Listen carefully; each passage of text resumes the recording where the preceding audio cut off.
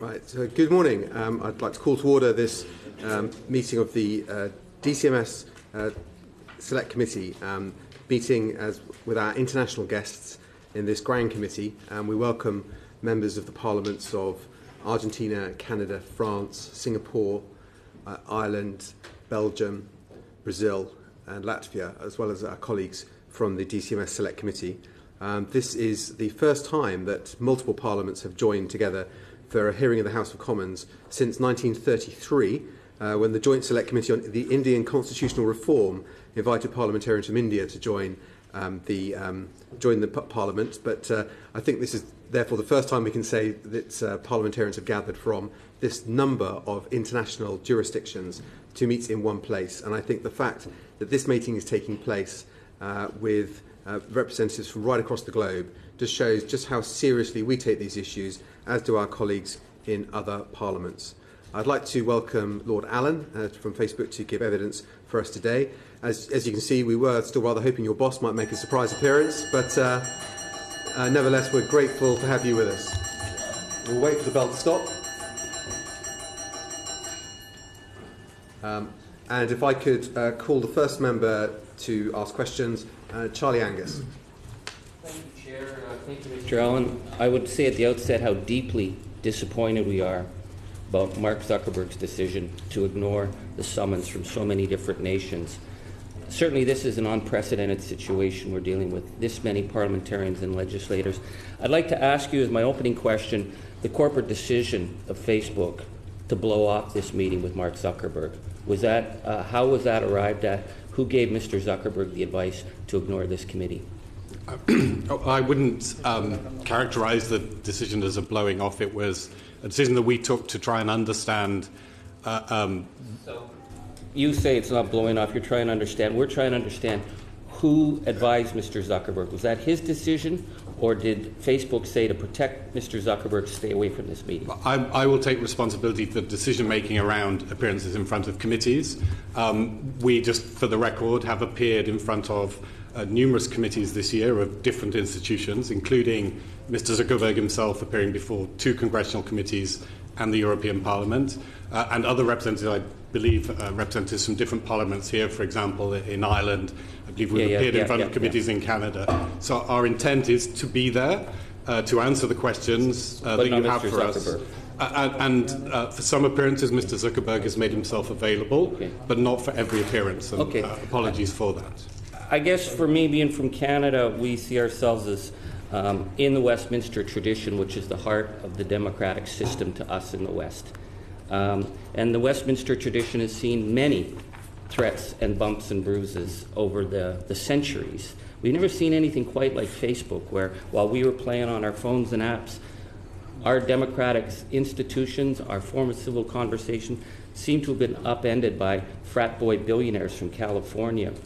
So Mr. Zuckerberg's decision not to appear here at Westminster, to me, speaks volumes, particularly since this has been a subject of an investigation of whether Facebook apps upended one of the most important votes in British history. So when Mr. Zuckerberg says that the plan was to move fast and break things, and that breaking may have involved our democratic institutions, does Mr. Zuckerberg not believe or not think that parliamentarians around the world are willing to push back? And again, just to be clear, Mr. Zuckerberg has gone on the record to say that addressing some of the valid issues you've raised around the impact of connectivity in general and Facebook in particular on elections of the democratic process, Mr. Zuckerberg has said that is a top priority for the company. It's something that he personally has been on the record discussing the kind of solutions that we need and is directing the work. Indeed, as we sit here today, there are reviews of Facebook engineering product going on that he is leading that will help here. If we're going to just go into what he's on the record on, we understand that in response to this unprecedented bad corporate publicity, which I think you would admit that I don't think we've ever seen a corporation under the spotlight like this.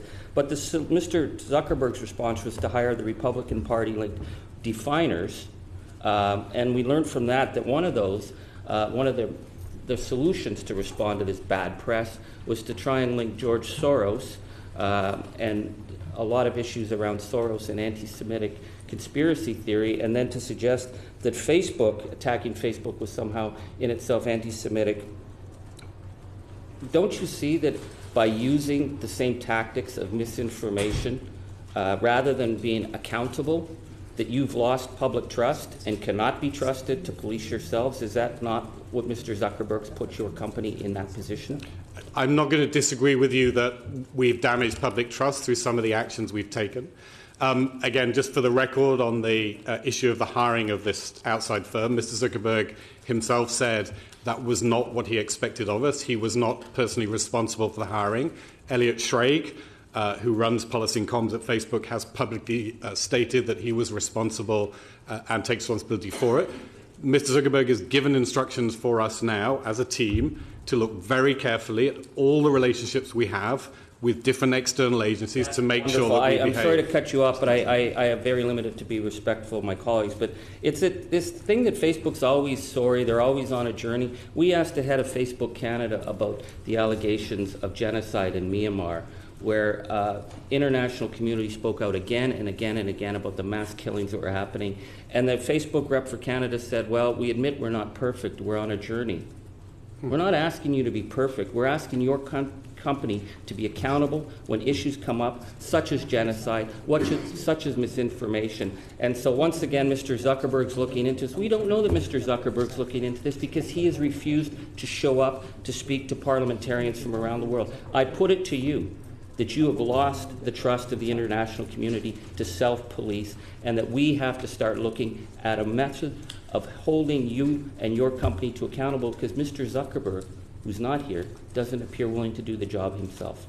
And again, I'm going to agree with you. One of the areas that I'm working on right now is precisely to understand the kind of regulatory framework that's in everyone's interest. We've accepted, and Mr. Zuckerberg again has said himself, that we accept that this requires a regulatory framework and action by responsible companies like ours. It's the two in tandem, and as we go on to discuss false news and elections, I think the regulatory piece is going to be a really important part of that. Thank you. I would say, Lord Allan, I don't think it's up to Facebook to determine what regulatory structure it should be under. It should be up to parliaments to determine that, and that's why we're here. Ian Lucas.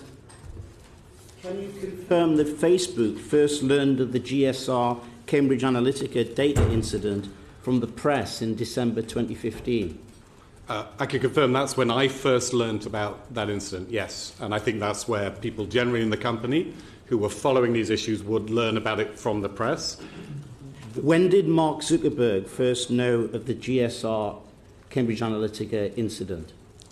Later, when it became... Do you know the precise date? I don't know the precise date, but what I do know is... Well, have you asked Mr. Zuckerberg when that precise date was? My understanding, and we've given responses to your committee, is that this was the more recent I'm sorry, Lord Allan. You haven't given responses to this committee, because I asked Mike Sherpfer in April this precise question, and he said he didn't know. And he told me the buck stopped with Mark Zuckerberg.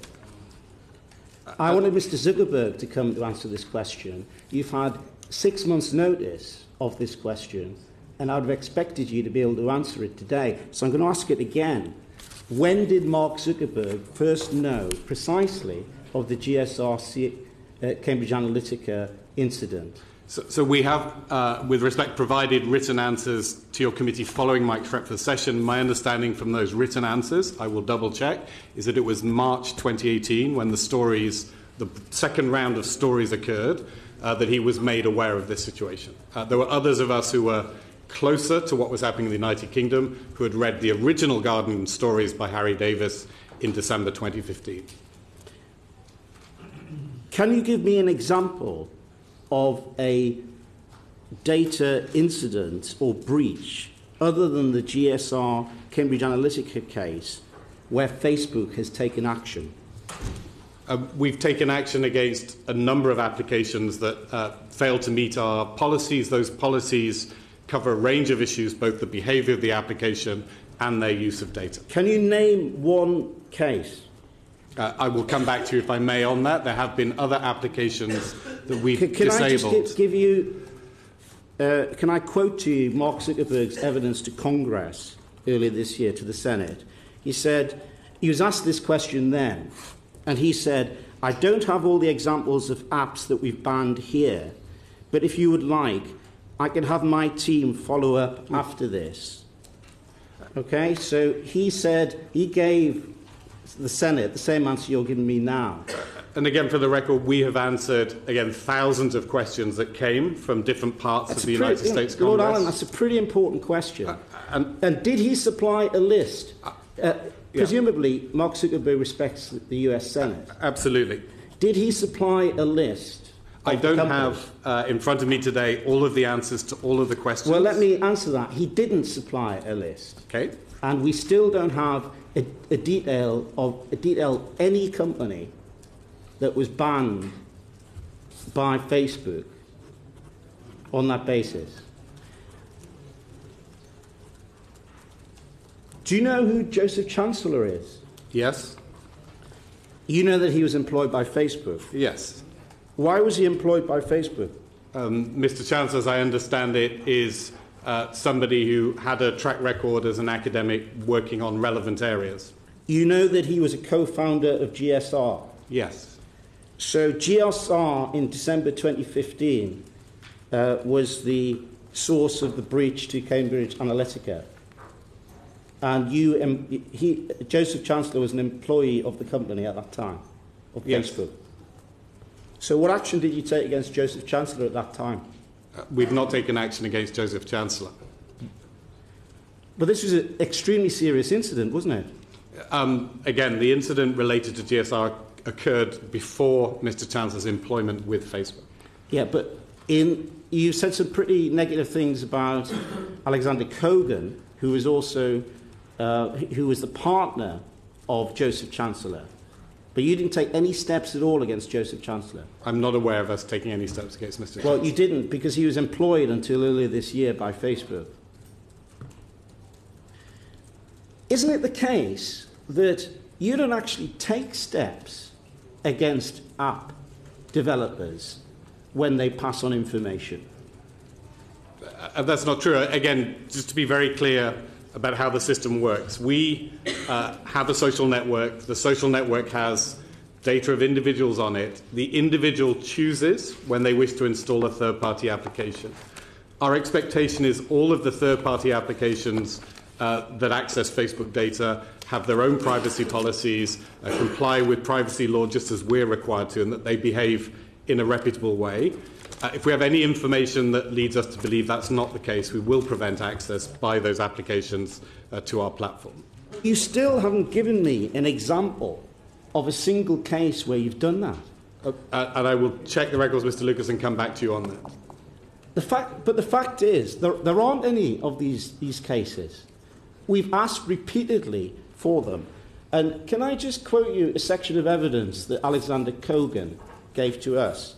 The chair asked him a question, and it was about Joseph Chancellor. He asked why, wasn't it a bit odd that Joseph Chancellor was being employed by Facebook?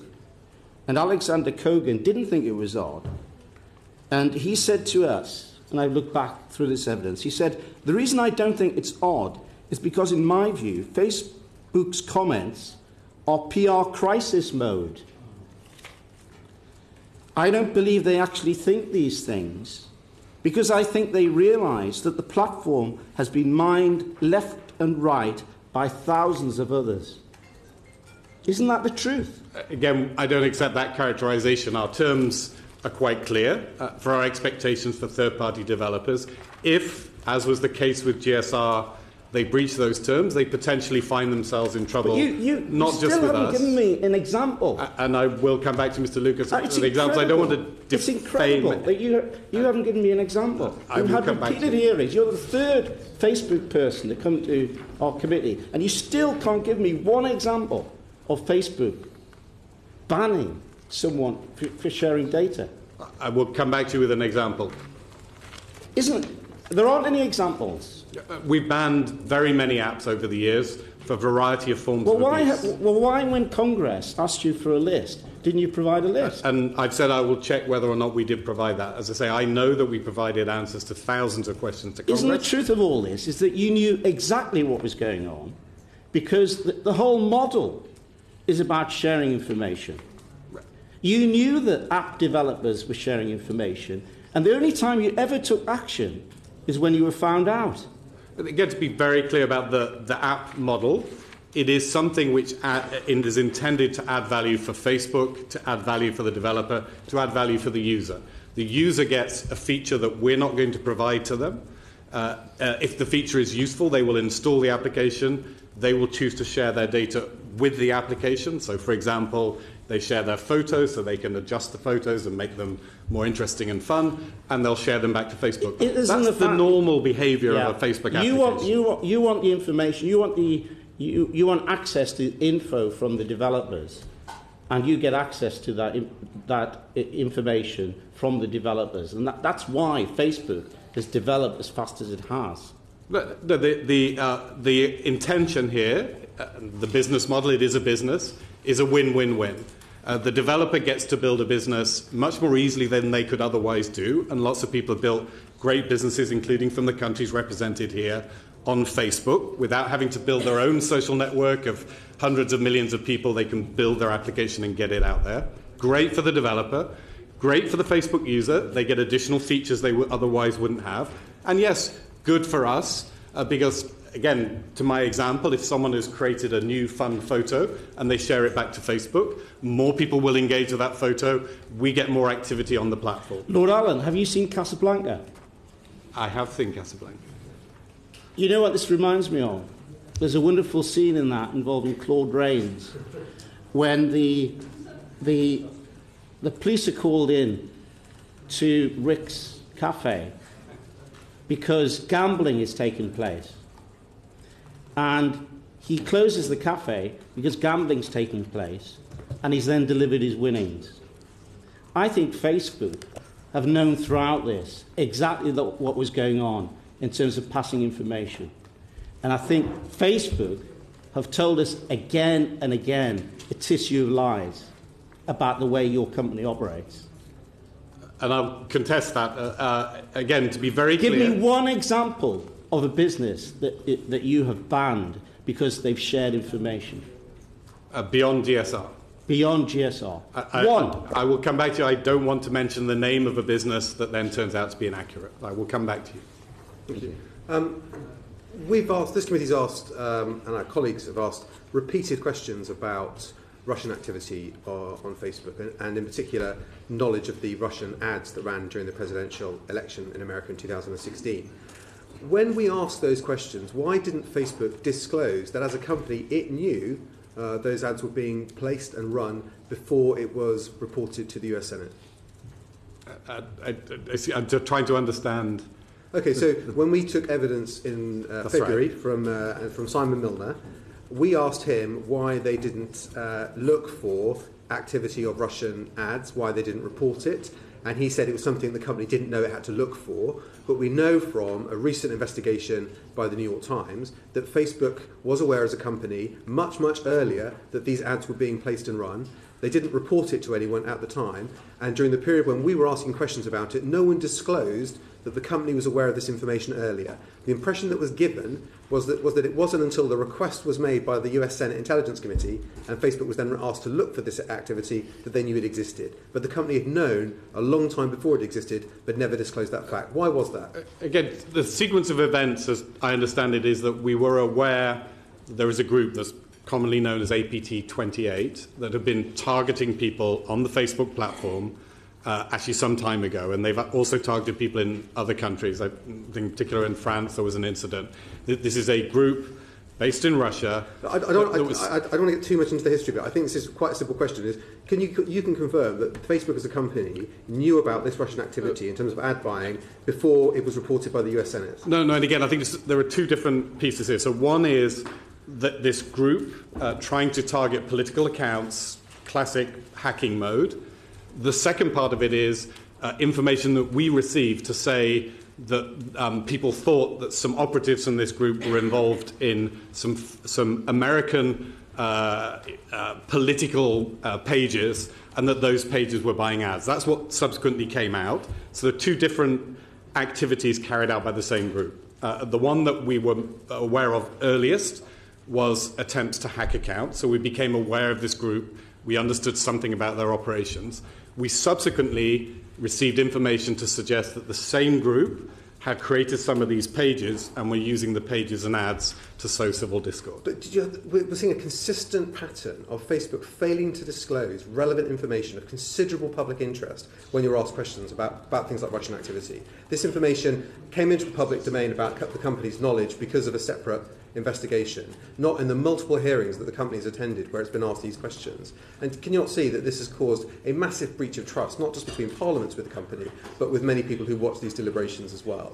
And I'm not sure there's really an answer to that question. I think that information should have been disclosed. I mean, are there other incidents of Russian activity on Facebook in terms of accessing data that we should be aware of? So our policy at the moment is once we have confirmed information about any of this kind of attempts at interference, whoever that should be from, that once we've investigated, once we understand accurately what's occurred, then we will publish it. And you will know, if you've been following the activities of our security team, that over the last few months we have published several quite extensive reports describing attempts to create false properties on Facebook from both Russians and actually more recently from Iranian sources. So in the United Kingdom, for example, there was an attempt by a group of Iranian operatives, we believe, to create false information on Facebook.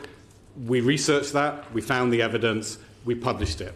So our position right now is where we have information, then we will make sure we verify it, but we will put it into the full public domain, obviously withholding any details that we need in order to be able to prevent further attacks. You'll be aware that the DCMS committee has received a substantial number of documents from 643, an app developer company in California. We don't intend to publish those documents today. We're not in a position to do that. But given your statement, there is one item within those documents that I think is of considerable public interest, and I think relates to the point you've made. I want to put this to you, is that an engineer at Facebook notified the company in October 2014 that entities with Russian IP addresses have been using a Pinterest API key to pull over 3 billion data points a day through the ordered Friends API.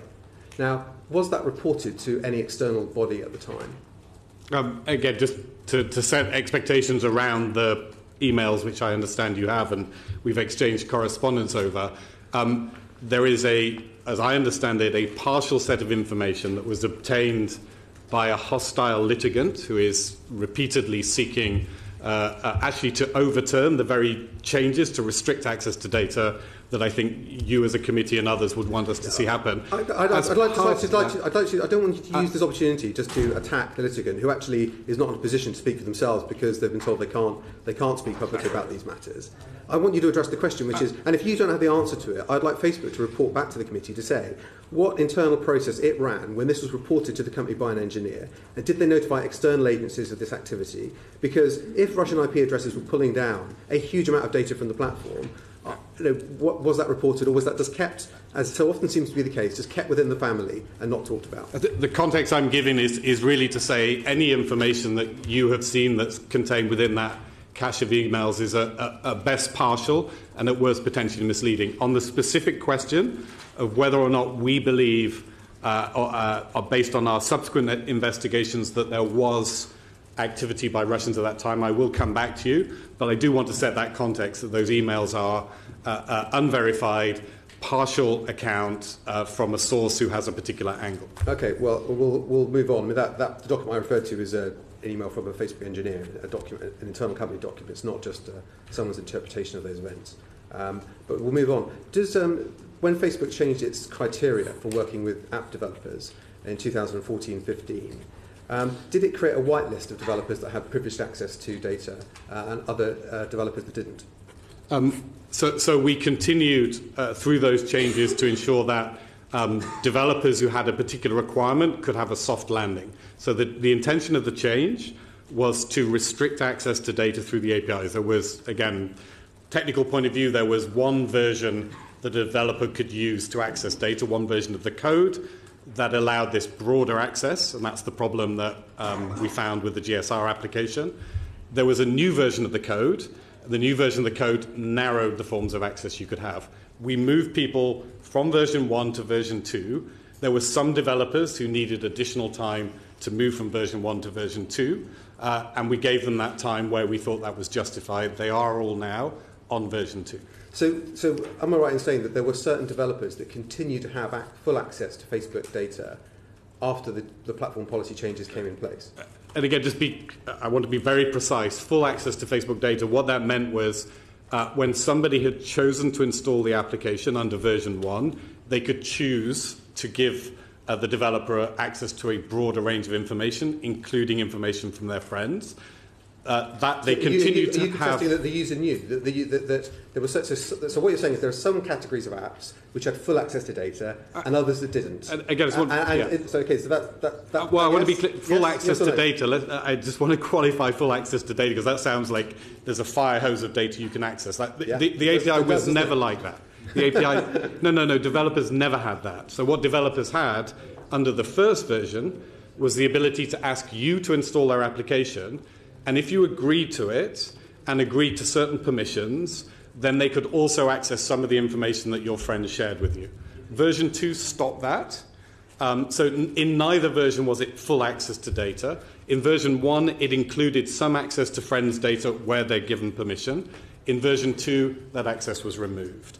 Did Facebook have a last question for me, a policy of reciprocity with developers, whereby you give us all your data and we'll give you all ours for the actions on the platform?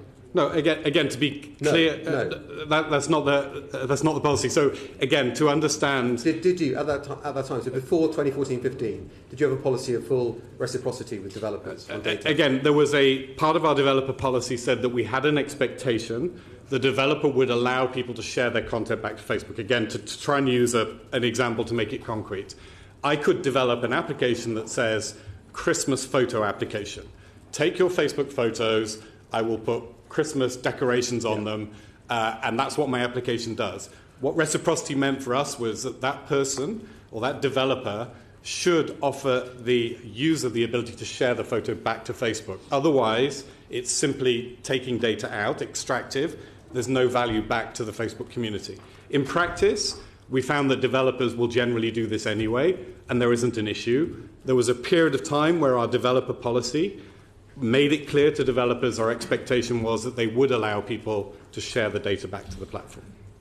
Fine. I think we'll bring in some other people at this point. Catherine Moron-Tessé. Yes. Facebook is accountable to what has happened, and which is a huge scandal. I wanted to say that to start with, and to say that fortunately enough, the world public opinion is increasingly getting aware of what is happening with platforms in general, but social media platforms in particular, with Facebook in particular. I want you to repeat what were Facebook's decision on data and privacy controls that led to the Cambridge Analytica scandal. Yeah.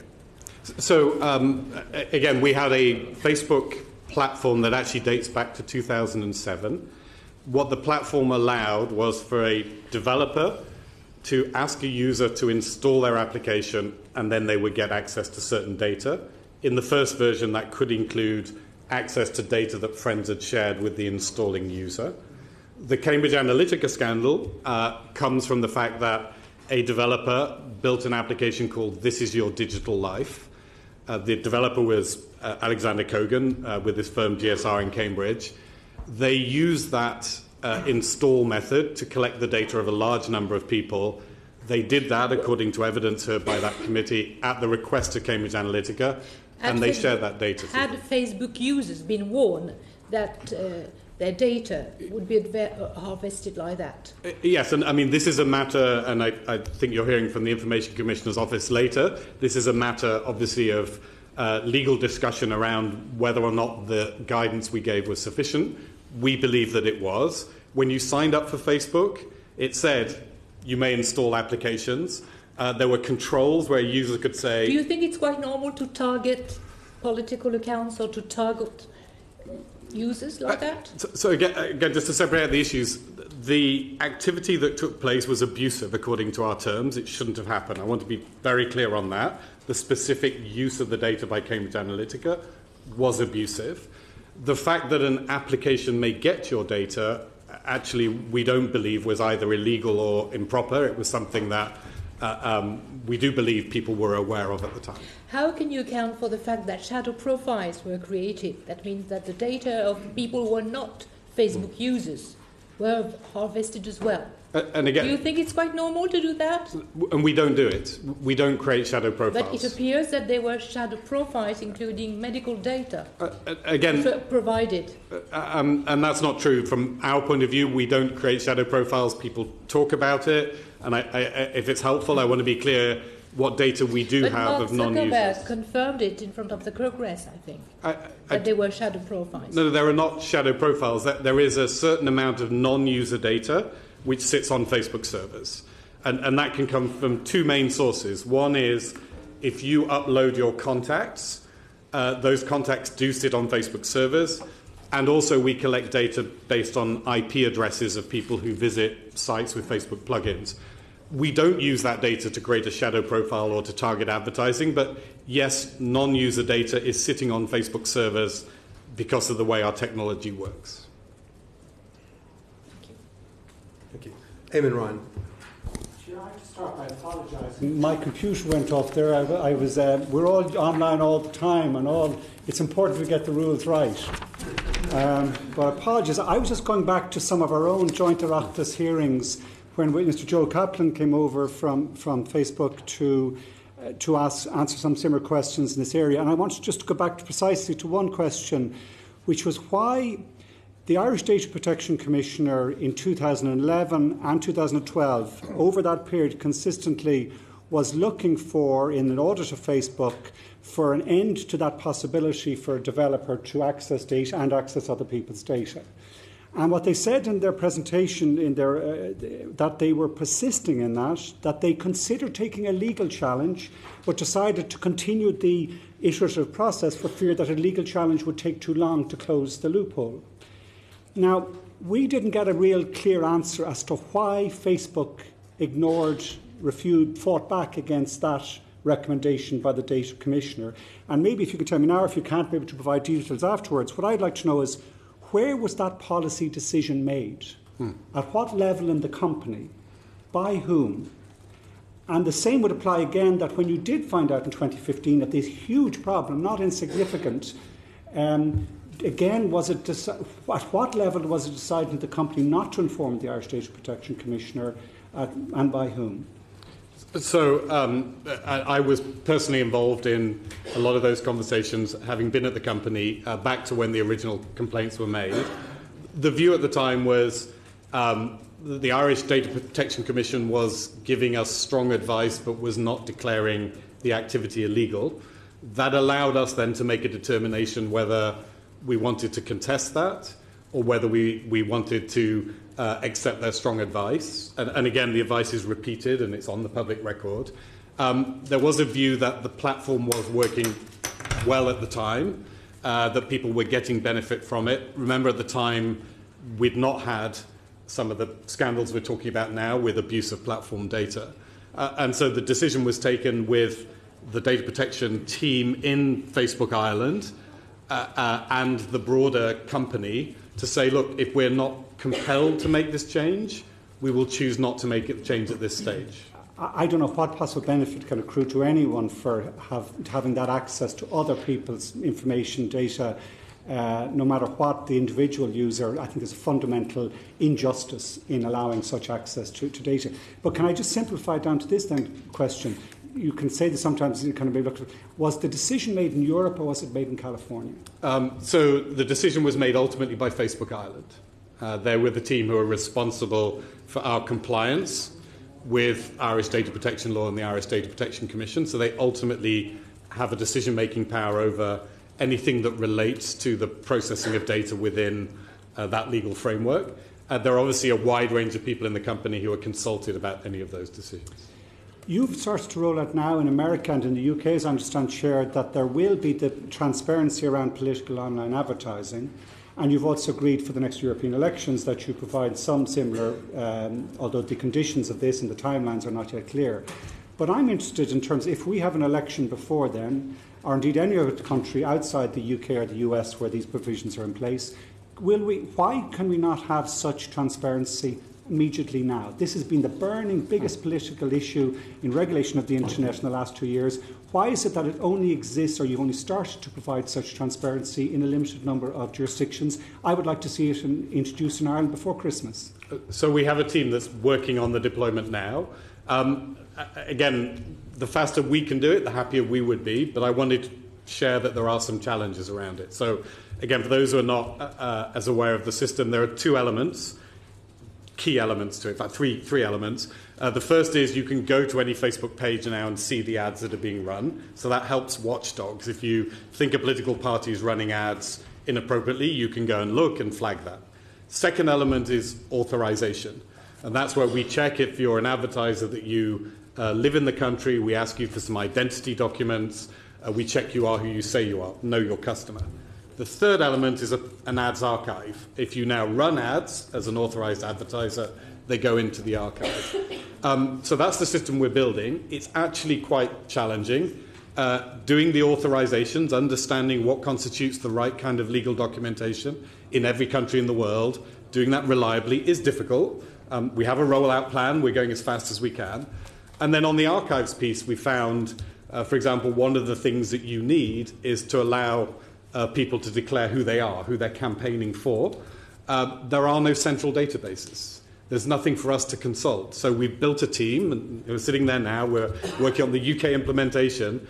We found people tried to game the system and put false information in there. So we built up a team who are sitting there checking when someone puts information in if they really are that political entity. This is hard. No. And so we're doing that. We're committed to doing it, but it's taking us some time. Last question, if I can, Chair. Mr Zuckerberg, in his presentations to, I think, European Parliament and Congress, indicated that the company Facebook would be applying the GDPR standards in its global business on the platform across the world. Is that the case? Yes. The tools that we built, the system that we built, we believe is GDPR compliant, and it's the system that's available everywhere. Thank you, Chair. Thank you. Joe Stevens. Thank you, Chair. Lord Allan, can I take you back to November 2009, which I think is the date when Facebook users had what's called a central privacy page? Yeah. And the text, the Facebook text on that page says, and I quote, "Control who can see your profile and personal information." In November 2011, the US Federal Trade Commission made a complaint against Facebook on the basis that you allowed external app developers to access information about Facebook users' personal profile and information, related information. So can you tell us when Facebook made changes to its own architecture to prevent developers from receiving this information, which actually circumvented Facebook users' own privacy settings? So again, the change in the API, as we've discussed, was 2014. I just want to be clear, my understanding of the FTC settlement, and I was with the company through that period, is that the FTC, the US Federal Trade Commission, objected to the idea that data may have been accessed from Facebook without consent, without permission. We were confident that the controls that we implemented did constitute consent and permission. There are others who would contest that, but we believe that we had controls in place that did that, that covered us for that period up to 2014. And again, Mr. Ryan mentioned this, so why would anyone want this? I just want to explain that, and again, you can disagree, but the notion at the time was something like a calendar with your friends' birthdays on would be useful to you as a third-party application. That required accessing the birthdays of your friends. The notion was that being able to have photo montages and collages and things with photos your friends had shared with you, they'd agreed to share with you, would be helpful. Now, customs have changed over time, but I want to be clear that the idea behind this was not malicious. It was intended to add value. So am I right that if I had gone on Facebook and I had set my own bespoke, customised privacy settings, it didn't really matter because Facebook just overrode them? No, you had a setting which said, I do not want my data to be accessed by applications that have been installed by my friends. That setting was there, and you had the choice to say no. if you didn't want your And how data did to be that accessed. work? How was I told, or how was it, somebody using Facebook actually told that? It was within the privacy settings, and there were a series of checkboxes you could check. Okay. Now, you said just a few minutes ago that there is non-Facebook user data sitting on Facebook servers. Yes. Yeah? What do you use it for? So there are two main purposes. One is if an individual has uploaded their contact list, it sits in their account. So I have a list of the emails of my friends. When one of my friends joins the platform, then the fact that we know that allows us to make the connection. And again, it's not unique to Facebook. This is quite common practice across all services. The second element is that our logs of IP addresses, internet addresses, are used actually mainly for security purposes. So again, I think Mr. Collins earlier referred to the idea of people pinging us from different IP addresses. Having a log, and understanding where people are coming to our service and trying to access data helps us from a security point of view. That's the primary use of it. Do you make any money out of the non-Facebook user data that you hold? No. There's No no money advertising. at all? Facebook advertising is served to Facebook users. Right. Okay. Can I go back to my starting questions again? So after the Federal Trade Commission consent decree, which I think was in 2011, did Mark Zuckerberg know that Facebook continued to allow developers access to that information after the signing of the decree or the agreement of the decree? Yes, he and all of us knew that the platform continued, but as I say, we did not see that decree as prohibiting platform, as long as a platform is the technical word for this ability of developers to connect. As long as we had the correct controls in place, that was not seen as anything that was inconsistent with the FTC consent order. And did you have correct controls in place? We believed we did. And again, I think the FTC are investigating these issues, and I'm sure they will form their own view on whether or not that was correct. But we believed that our platform was entirely legal and proper, consistent both with European data protection law, as exercised by the Irish Data Protection Commission, and with the FTC consent order. So you believe it was subject to those laws. Any other regulation, or was that self-regulation that you were applying in those circumstances? I mean, those are the primary legal structures that govern us, obviously as a US company and as a company that had established in Europe, in Ireland, and accepted, and again, I don't expect huge credit for it, but unlike many other services, we had accepted that we did have a duty to comply with European data protection law through that establishment. Well, that's very good of you. Again, I don't expect the credit, but it's just a technical point. So my final question on this is, and I go back to my original point about people not understanding or not knowing that when they set their privacy settings that they were being overridden. How many of the 2.2 billion global users of Facebook do you think have been affected by those privacy violations? Because I feel it's a privacy violation. I didn't know that my customised settings could be overridden. And again, I don't believe that is the case. I think, the settings, the controls that you had would have governed the way your data was used. And you had controls on a whole range of things, from sharing just with third-party apps to one of the controls was, hey, I don't want any apps to be installed or to have access to any of my data. So those controls were there. There are very valid questions, I think, about how well people understand the controls, whether or not they're too complex. And one of the things we've been focused on recently is trying to simplify the controls. We're talking about 2009. We're nearly That's right. 10 years on. Yeah. Now you're starting to simplify. So again, there's been repeated attempts, and the way this tends to happen is, as the system becomes more complex, we add more and more controls on.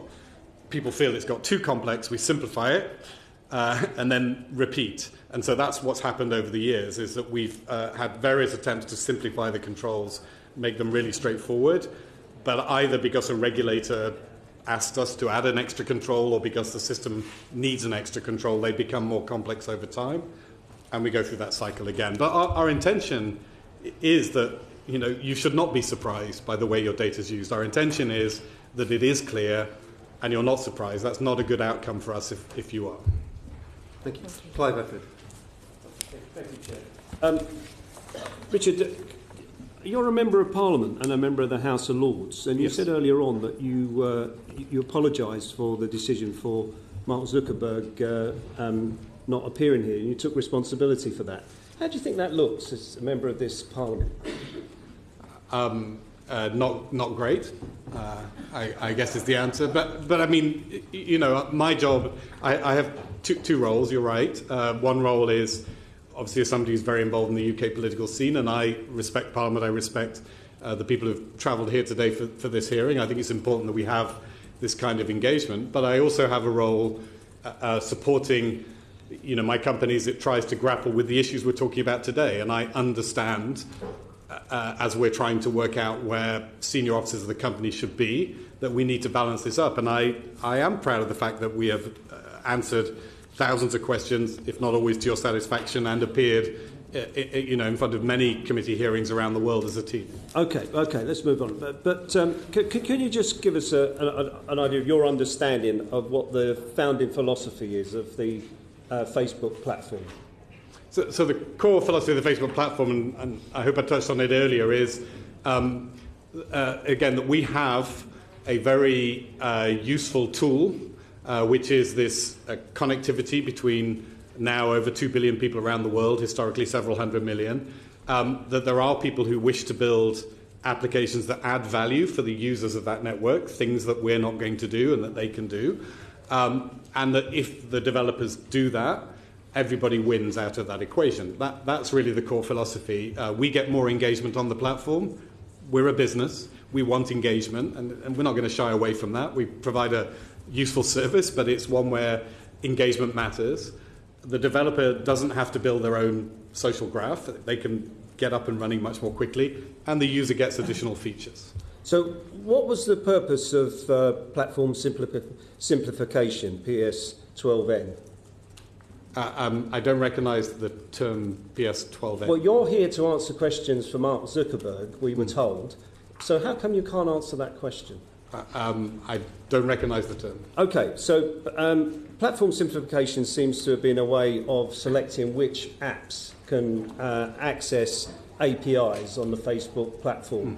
So can you tell me what a whitelisting agreement is?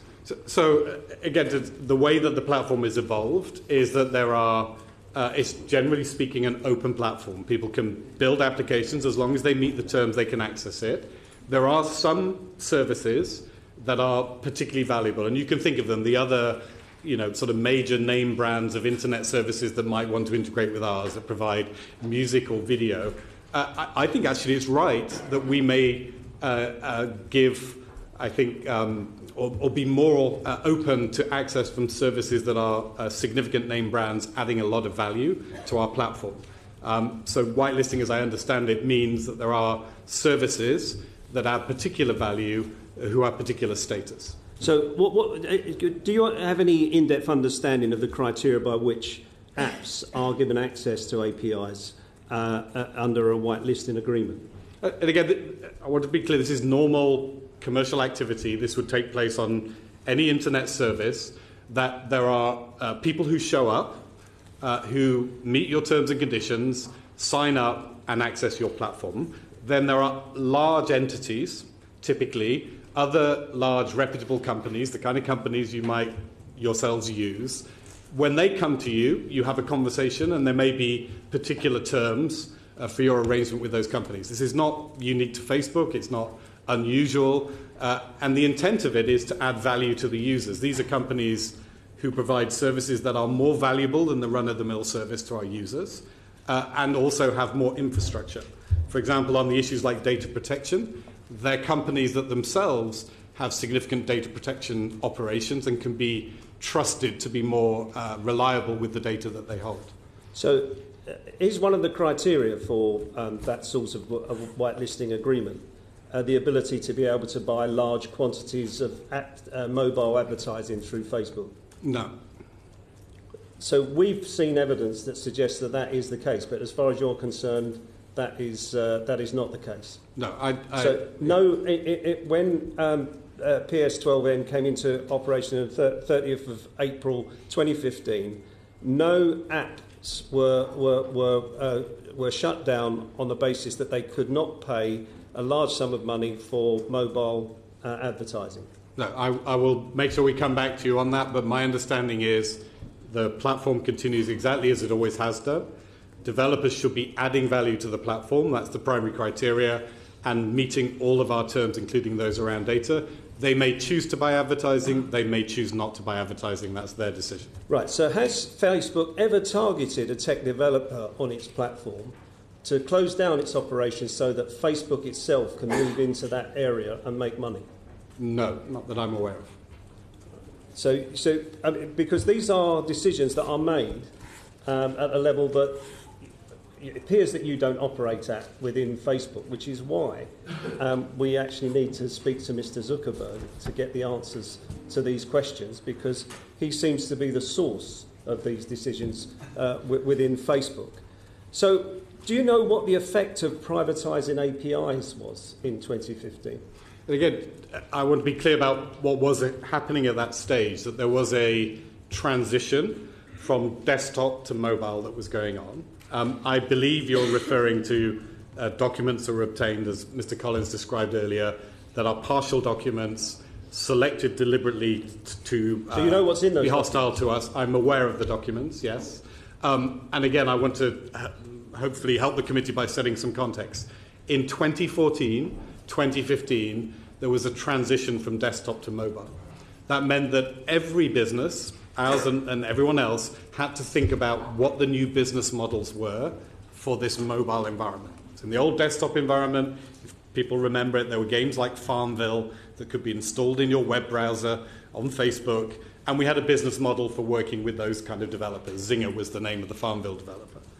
2014-15, people started using mobile, and now the control of a lot of the monetization was in the hands of the app stores, who decided how you could or couldn't interact with them.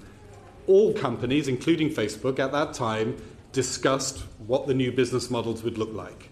I suspect you may have some partial records of some discussions of business models, but I don't think it's fair to draw definitive conclusions about what we did. What we did was carry on a model within which developers could access Facebook if they met all of our terms and conditions, and they were free to choose whether or not to buy our ads. I think we're going to just have to move on. But Paul Farrelly. Just before we move on, and I follow up with a few questions on Clive's line. Regarding Damien's earlier question about the email from the engineer and the Russians and the 3 billion data points, did you undertake to provide us with an answer? Yes, I will provide you an answer. Okay. Again, as to whether that was reported to any external agency or authority. I will look into the claim that was made and provide you with information about what we believe occurred around that claim. Just wanted to be clear about that. Yeah. It's been a bit busy here with Brexit, so I haven't been through all these documents that we've got either. So by this so-called hostile litigant, but just so I can understand this. Firm 643, what's their beef with you? What were they doing, and why did you shut them out? So the irony in the context of the current discussion, it was that their beef originated from us precisely making the change that I think you will want us to make. So their application, as I understand it, depended on access to friends' data. When we changed the API, changed the method of access, they lost access to the friends' data, therefore that application no longer worked as they'd intended, and they began a succession of lawsuits against us, trying to restore the access. They want us to reverse this so that people can access friends' data again. What was their app doing? Their app was, and again, I was not a user, I understood it was installed 4,500 times, and it promised to help you find photos of your friends wearing bikinis. And someone I saw from Facebook called that sleazy. No, that was descriptions that were in the press at the time. Not from Facebook? Not from Facebook, that's from the press. I found the description sort of ironic because of the way Facebook started at university. I don't think it involved bikini photos, but I get your point. Okay. I understand why you might want to pursue anti-slap orders and protective orders in court. Yeah. So I don't want to go into the whys and wherefores of that, but it does beg the question of what Facebook has got to hide. Again, if you want to have a discussion with us, as I've tried to do today, about the way in which decisions were made around platform, I think we can have that discussion without leaking all of the internal conversations we have going backwards and forwards. Just in the same way in your businesses, you will come up with a new political policy. There'll be a lot of heated debate behind that, and people will say things. Relevant question to ask: what has Facebook got to hide? Well, I think my answer is I don't think that we have a duty to put into the public domain all of our internal discussions around an issue.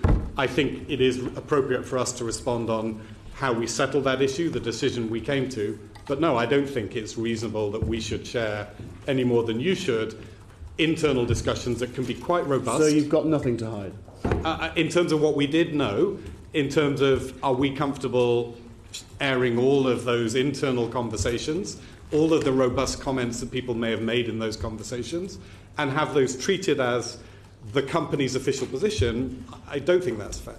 What I have read is a summary document that's been circulated, which is public information because it's been filed in court, and that refers to the background to the FTC order, consent order in 2012.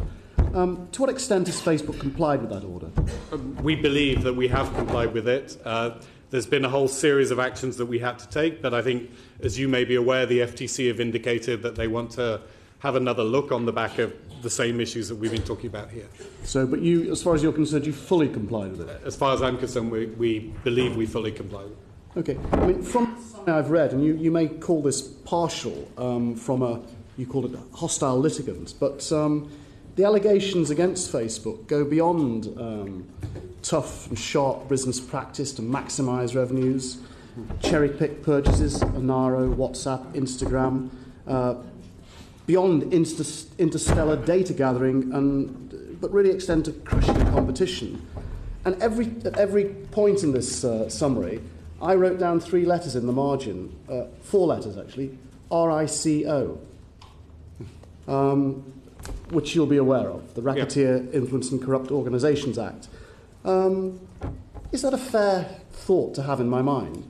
I mean, not at all. I mean, there are 2 ways you can characterise our company, and the litigant is clearly characterising it one way, and you've reacted similarly. The other way to characterise our company is a group of people who I have worked with closely over many years who want to build a successful business.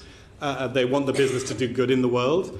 At the same time, they want it to be successful and grow. And I don't think there's anything fundamentally conspiratorial about that. They make the same kind of decisions any business would make in order to be successful in what is a highly competitive space. You know the internet space. I didn't use the word conspiratorial. I was just going to use the word conspiracy because RICO it covers that. Conspiracy to damage someone's business or property. Yeah. Has anyone approached Facebook, to your knowledge, about filing a RICO suit against? Not that I'm aware. Has Facebook ever prepared the ground and taken advice on how it would defend a RICO lawsuit? Not that I'm aware. Perhaps if it has, you could let us know. Can I just follow up with one final set of questions? The mainstream network. Yes. You must have seen the evidence that was given to us about ads being run by the anonymous mainstream network. I've just tried to see whether they've got any ads running now, and it doesn't appear that they have. Yeah. So what have you done? So again, for those who are not so close to it, this is an entity that created a page on Facebook and ran ads described as chuck checkers, which in our British parlance means reject the Prime Minister's Brexit deal. As soon as there was press attention on that organisation, precisely because it is now transparent where the ads are being sourced from, they stopped running ads. Our understanding, unless anyone wants to correct me here, is that there is nothing today illegal in the United Kingdom about an organisation running those kind of ads. It'd be very interesting, and I know the committee's recommendations touch on this to understand whether or not that should change in the future.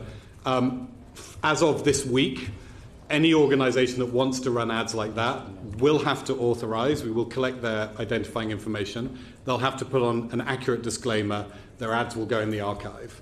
But the deterrent effect seems to be working in that this organisation, once there was press attention and once we brought the new tools in, have stopped their advertising activity. So can I ask you, to have a page like that, what details do they have to file with you? To set up a basic Facebook page, they don't. They need to have a valid Facebook account.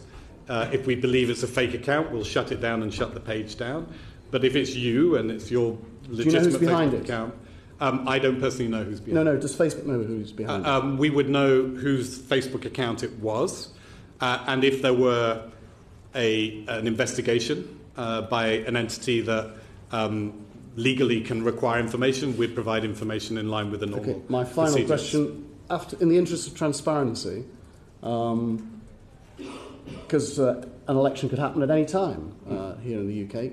When you go away, could you tell us who is behind that account? And if you can't tell us, write to us and tell us why. Yes, I'll write to you and either way. Thank you. Hildegard Norton. Earlier this year, we held a referendum on abortion in Ireland, and both Facebook and Google stopped all advertising in relation to that referendum. And that action was very much welcomed by the Irish government at the time. So my question is that action not an admission by your platform that it is used for fake news, to decimate fake news, and to influence elections? So that was a very specific response, and again, I was part of the decision-making process, and I'm glad that the ultimate decision, that you welcome that. What we saw was there's a very good non-governmental organisation, the Transparency Project, Transparency Referendum Initiative in Ireland, who were flagging to us sort of clear evidence that there were significant amounts of money being spent by organisations on both sides of that debate from people outside of Ireland.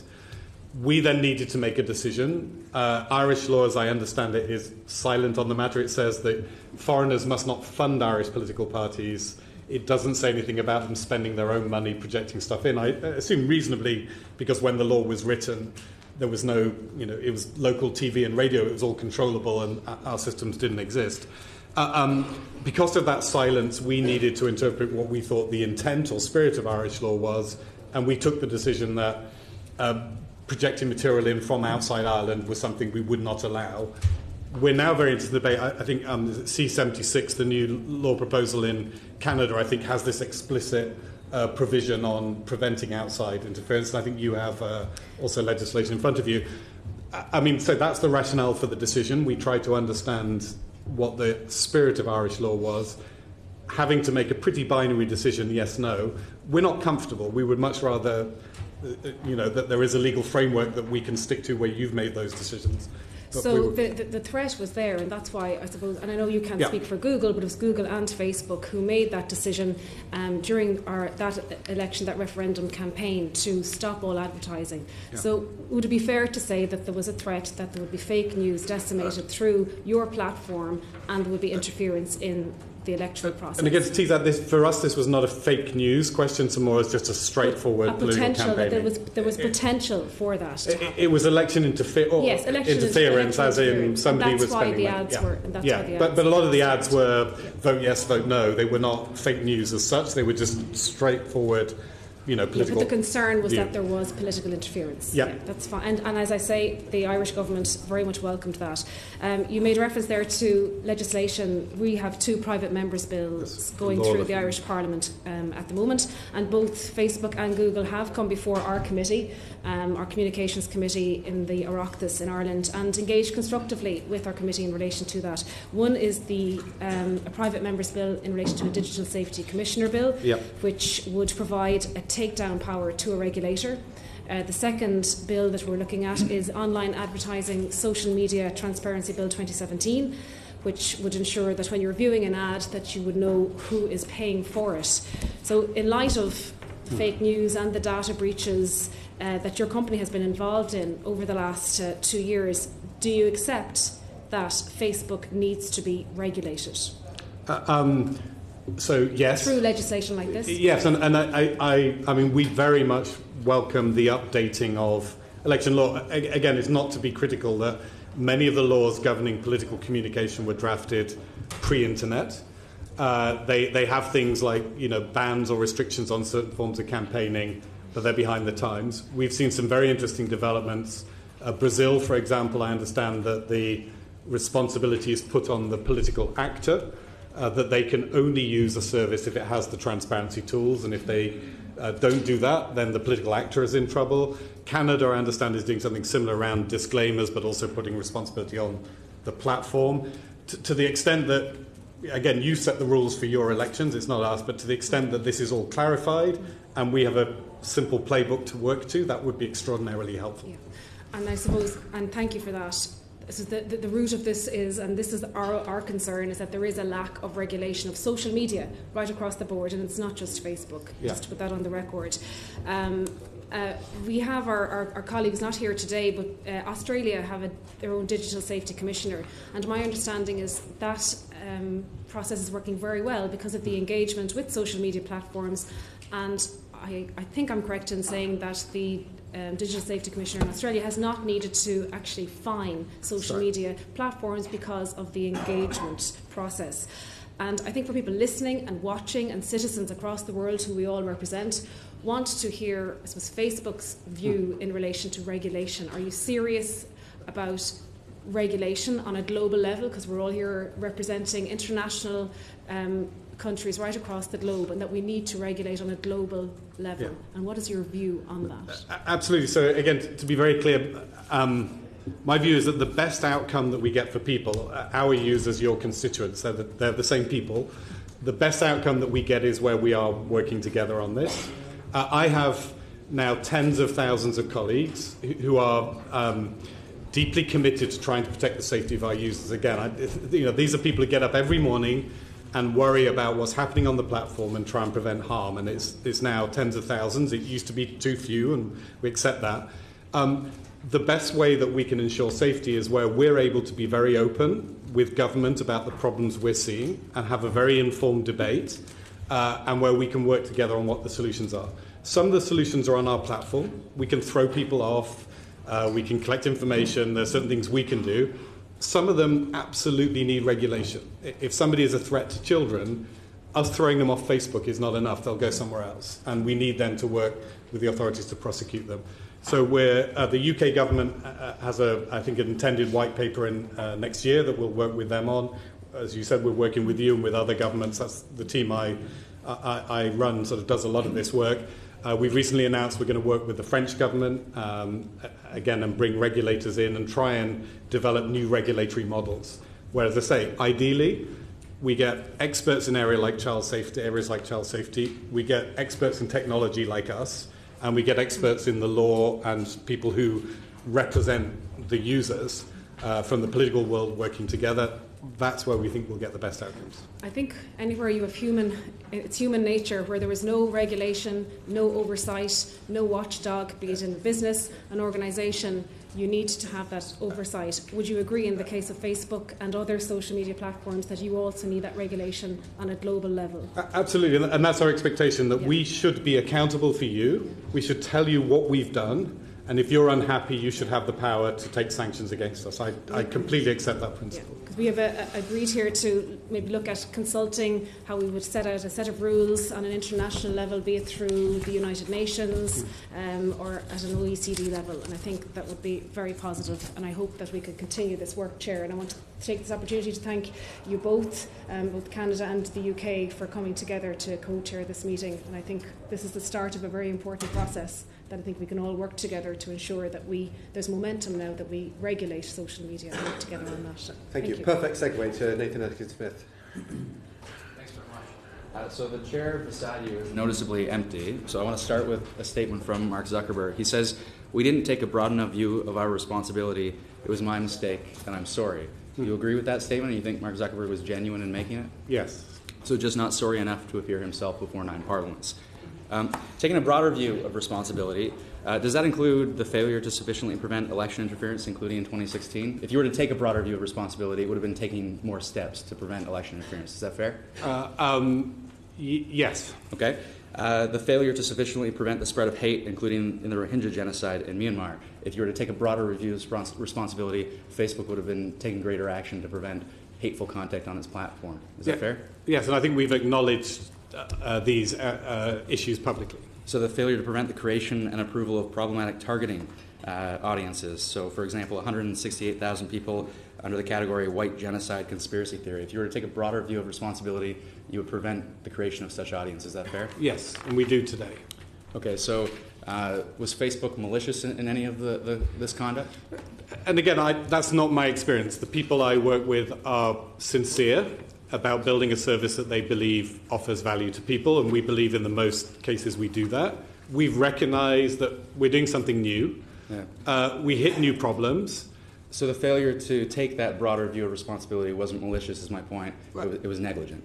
Again, there were things that we missed, that we were either not sufficiently focused on or too slow to react to. And I think, again, on the examples you've cited, we've said that. Sure. Take the specific example of the Rohingya and the situation in Myanmar.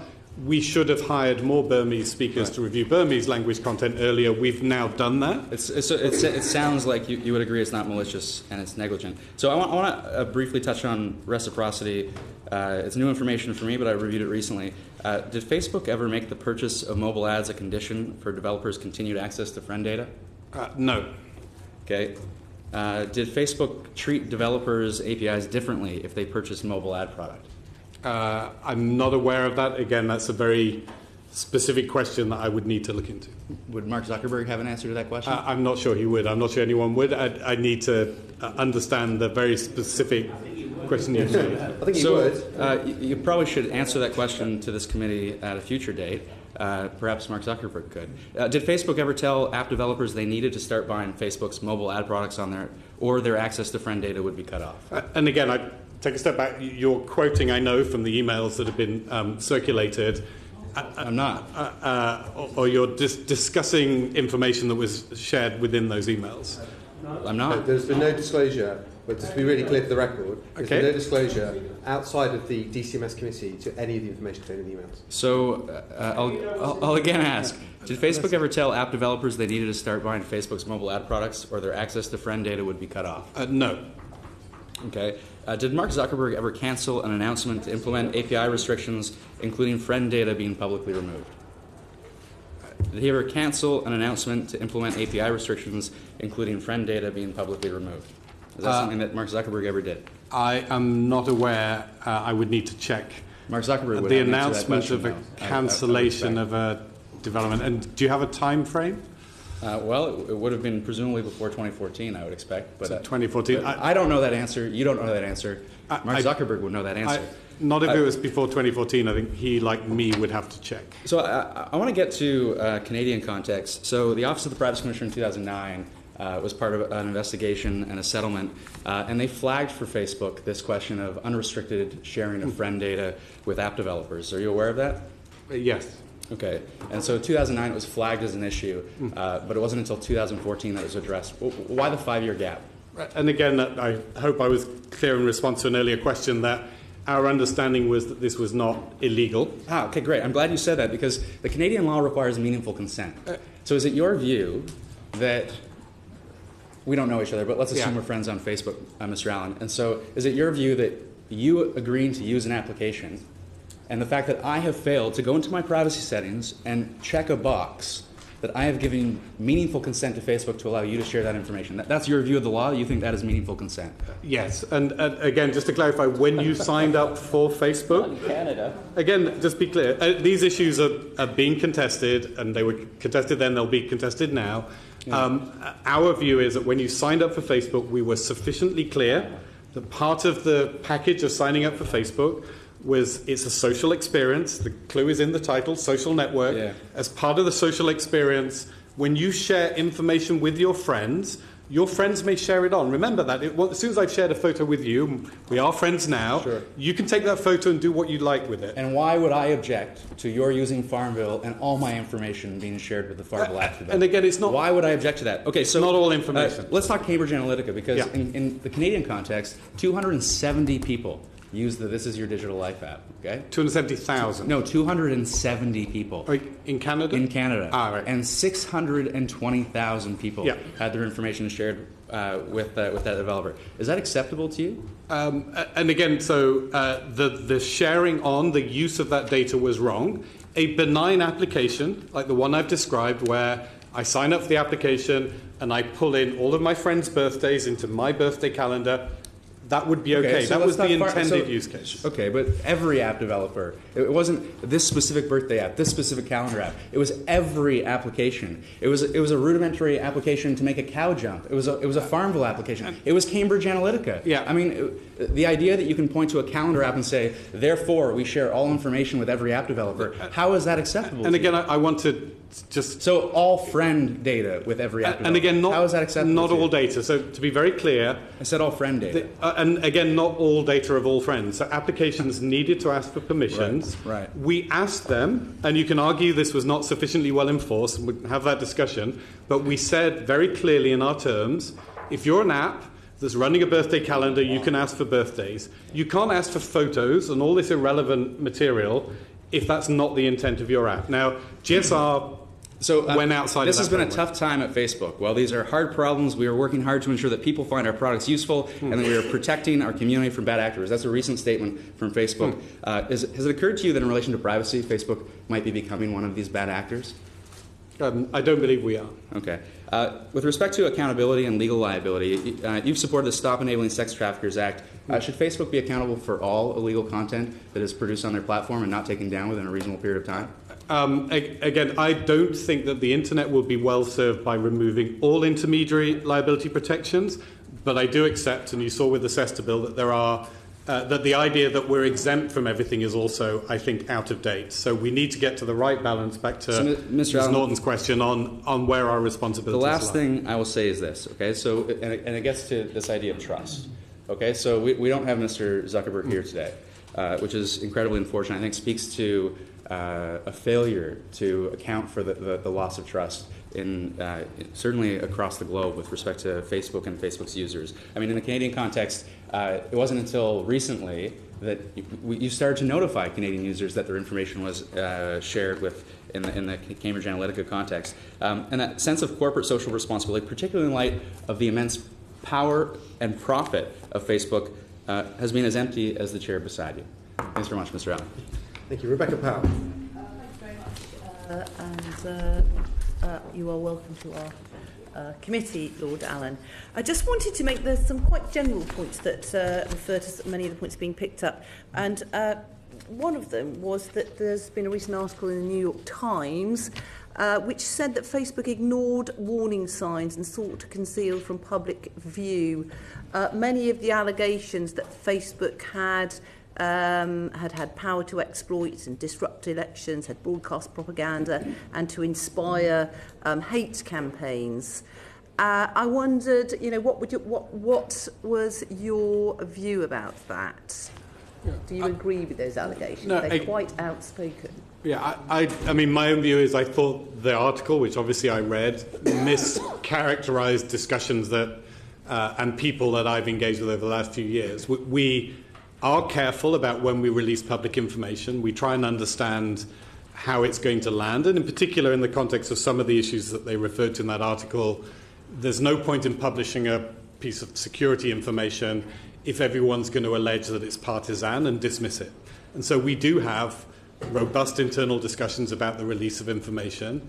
But actually, I think we're kind of ahead of the game in terms of the amount of information that Facebook publishes. I think is actually significant compared with what you know about what's going on the internet generally. So the fact that personal data from 87 million people was harvested and then potentially used in the Trump campaign, you're saying you didn't act on that, you didn't react, you think none of that is relevant? No, and we have acted on that. So there were the original set of accusations, which, as we discussed earlier, were reported in The Guardian, whether actually the Ted Cruz campaign, I believe it was, had contracted with Cambridge Analytica, who had contracted with this company, GSR. So that was the original set of allegations. It was in the public domain. We took steps, as we've explained to this committee, to try and ensure that any data that had been obtained had been destroyed. We received those assurances. I understand people are not satisfied with the fact that we only got written assurances, but we thought we had done the right thing around that incident. I know that members of the public, when they're watching and listening, this very complicated saga that is ensuing, would be forgiven to thinking that Facebook's main aim was really all about expanding their business and the value of their shares, and that potentially that has been put above public safety. Again, I would contest that characterisation. I don't want to hide the fact we are a business. We offer an amazing service to millions of people around the world, which we're able to do for free because we have this ad-funded model. But we're doing that, with a mission. We have a purpose. We want our service to be good. We want it to be useful. We want it to be safe. As we've discussed, I think, repeatedly today, we don't always get that right, but our objectives are very clear. We want a service that is useful and engaging and that lots of people want to take up. I was interested and we want it to be hear successful. You say, Lord Allan, earlier that you said it was a win-win-win around for everybody. But I put it to you, lots of people might think now, hearing all of the evidence that's coming out, that in many cases it's been a lose-lose-lose. And again, I wouldn't characterise that way. We're talking about some very specific, very important things that have gone wrong. And I think that's right. We're not focused, because it's not so interesting for the purposes of this hearing, on the things that go right. And the things that go right are millions of people connecting with you as politicians, with small businesses in their area, with brands that they love, with content that they love. They do that every day, day in, day out. And I think the value is there. I think the win-win-win is largely there. There are some specific issues we need to deal with. Some we need to deal with ourselves. Some will require regulation. It's a great pity that Mr. Zuckerberg didn't turn up, but on that sort of note that you're making there, Mr. Zuckerberg, I believe, in a video conference to all his staff recently, said that much of the criticism of Facebook over the last 18 months relating to election security, content moderation and disinformation had in fact been fair and important. Yes. Would you agree with that? Absolutely, yes. Yeah. Yeah, perfect. So do you think he sounds quite confused, because in the next part of an article in the Times he said that a lot of the criticism had been unfair and untrue? So the criticism of individuals, so again, to separate that out, there are things that we need to address, and quite rightly we're having conversations like this, many other conversations around the world around the specific issues we need to address, and we're building our defences against election interference. We're working on issues like false news, which we've managed to dramatically reduce. So at the same time as working on those issues, we are, I think, seeing some quite personal attacks on the staff who work at the company, which we don't recognise. I work with these people. I don't recognise the mischaracterisation of the individuals I work with, who I don't believe are involved in some vast conspiracy, but are actually decent people like yourselves trying to do a decent job. And is there a feeling amongst Facebook and the staff that trust in Facebook has plummeted? Absolutely. It's a major concern, a major topic of conversation. We recognise, both through our own actions and external events, that we're not in a good place in terms of trust.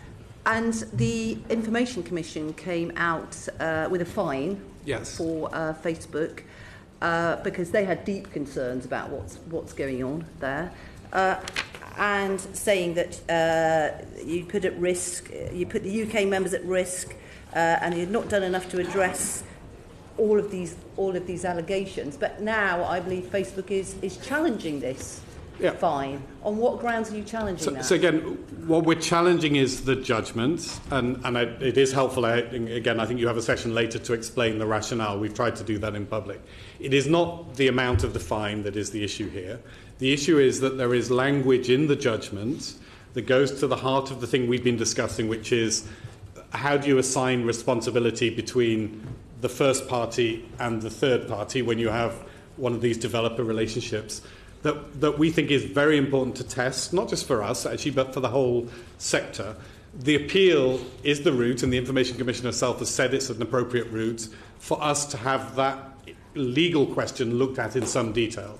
And again, just to understand the concerns, some of the language in there suggests that if I have an email or a message that's been sent to me by somebody and I share it with a third party, that may be illegal and cause problems back to the first party? That's the kind of question I think is really important we get right, because it will affect the entire ecosystem of internet applications. So just to finish, Mr Chairman, to the point that my Irish colleague made there, you said that you were pleased that we're having an open discussion about regulation. Are you really pleased, or does that appeal not demonstrate you're actually trying to get out of your responsibilities? No. Again, just to be very precise, I am pleased personally, and the company is very much engaged all the way up to our CEO, and say he's spoken about this in public on the idea of getting the right kind of regulation, so that we can stop being in this confrontational mode. Frankly, it doesn't serve us or our users well. So let's try and get to the right place where you agree that we're doing a good enough job and you have powers to hold us to account if we're not, and we understand what the job is that we need to do. So that's on the regulation piece. Okay. Thanks. We can all hope. A quick question from Brendan O'Hara. Thank you, Chair. Right at the start of this session, my colleague from Canada, Mr Angus, expressed our collective disappointment that Mr Zuckerberg chose not to appear before this committee. You were sent in his stead. Were you sent because in the whole of the Facebook empire you were believed the person best placed to answer this committee's questions, or were you sent as the person best placed to defend the company's position? I believe I'm here because I have been at Facebook since the year 2009. Most of the issues that you want to address are issues that I have first-hand knowledge of, and therefore I can add to your question. So you haven't answered the question. So were you sent because you, in the entire Facebook empire, are the person best placed to answer all of these questions, or were you sent because you're best placed to defend the company? I'm sent because I can answer your questions. We tried, and as you'll remember, we sent Mike Schrepfer, our Chief Technical Officer. Yes, I remember that well. He spent 5 hours here. We thought he had the information you needed. You were not happy. Issues related to elections, election interference are things that I Can I ask them, who decided that you were the best placed person in the whole of Facebook to come before this international committee? I volunteered myself. So you volunteered. So Facebook never sat down and said, this is a hugely important multinational representing hundreds of millions of people. Who is best placed to go and explain our position? Nobody did that. You put your hand up and said, I'll do it. No, we had that discussion, and the discussion was, we've sent Mike Schrepfer. That they were not happy with Mike Schrepfer. Who else is in the best position to explain what it is that we do, particularly in relation to elections? That's the subject that we expect to be covered here. I said, I believe I have the knowledge that this group needs. Let me press you on this. So when you, I presume, Facebook sat and looked at the transcript of the Mike Schrepfer interview session, and also the session we had in Washington, and looking at the transcript and looking at the number of times where Mike Schrepfer said, I'm sorry, I'll have to write to you on that, they thought, well, you would be the best person to come and clear up all of those unanswered questions. So again, to be precise, both for the issues that you want to raise the UK committee, but also I now work on election issues globally. So we looked at the range of different parliaments that are coming here. I have been following the fake news law in Singapore. I've been following C-76 in Canada. I've been following the lawless legislation in Ireland. This is the stuff I work on. Our working assumption was that's what you'd want to discuss. Okay, so having read the transcripts of all of the previous sessions we've had with Facebook, you volunteered to come here. And having read those transcripts, you must have been aware of the number of times that Facebook have said to this committee, let me write to you on that. Yes. And can I ask you, you've been here for almost exactly 90 minutes. How many times have you said, let me write to you on that? You have to write to us afterwards to get the answer to that question. Yeah. I think it's 3 or 4, actually. I don't think it's 100. You take my point. Yeah. That we are desperately trying to get to the nub of this. And I can see there's a certain irony as we're not in a global online giant like yourself resorting to writing to people constantly to try and get the answers. So let me ask you, What light do you think you have shone on the issues that we've raised today and previously that has provided this committee with greater clarity and more understanding than Mr Zuckerberg could have done?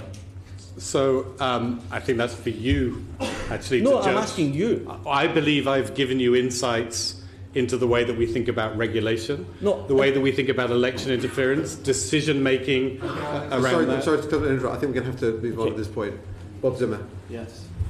Yeah, I would first of all like to thank Mr. Collins for really establishing this committee for this purpose. But my first question and my main concern with this whole study has been the foreign influence in election campaigns.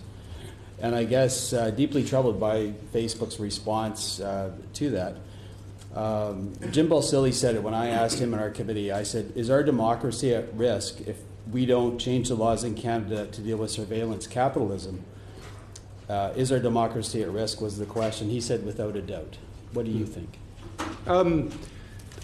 So I think there are, again, we all work in the political sphere. What we want are free and fair elections. And what we don't want is people cheating, working around the rules. We all know political campaigns go up to the line and we try and stop them going over the line. I think there are a number of vectors that are problematic. One is the foreign interference. One is that now people can, as we discussed in the context of Ireland, project their views into a country more easily than before. We need to acknowledge that and do something about it. The other aspect is the domestic side of things. And again, we talked about mainstream network earlier, and part of the point of our transparency tools is to try and stop the people who are perhaps most motivated, which are people inside your country, trying to do dirty tricks campaigns. Mm-hmm. So those are the two areas that I think we need to focus on, and we're trying to contribute our piece with the technology that gives you the transparency to spot both of those forms of inappropriate activity. Do you feel that is there not also a threat to politics when the trust of the people is lost, where their data is used in an underhand way? I think part was Ryan's question. Let Bob continue. But, Sorry. Okay. Sorry. I think did you want to answer it first? To answer that? Yes, and again, I think the work that's been done in the United Kingdom is long overdue. I worked in political campaigns. I'll be honest, I think there is a sort of carelessness and a bit of, well, if you win, it's okay attitude in political campaigning that I've seen and experienced. I mean, in social media companies, it's used in an underhand way. I think. Sorry. Okay. I don't think Bob was happy for Lord Allan to finish the question, but I don't think he'd ceded his time. But yeah, I'll keep going. I don't have my gavel here from Canada, so.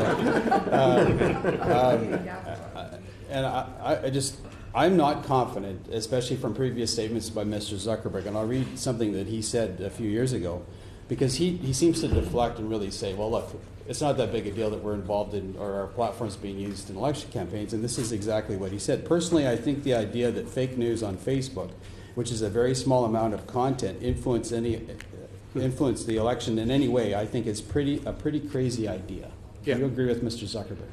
And again, he said that was not the right way to frame the discussion, but to pull out... That's what he said, so I'm asking your response. Do you agree with Mr. Zuckerberg in his statement? I'm saying it could be more elegantly classified, more elegantly said, but the point is, if you have domestic organisations and political parties spending this much, and you have evidence of some inappropriate activity that's spending this much, if you're looking for why the election went one way or the other, we should start with the big expenditure. Doesn't mean the small expenditure is not a problem. Doesn't mean we shouldn't look at it. But we shouldn't also not lose perspective if we're trying to understand why an election went one way or another. And that was not elegantly said, but... I'm actually not sure what you just said, actually. In what I'm saying in an election campaign, there is a huge amount of legitimate activity carried out by all the parties, depending on the country, spending millions potentially on ads online, potentially spending millions on TV, huge amount of activity. And we did spot this activity that was wrong, shouldn't have happened. There was political activity directed from Russia.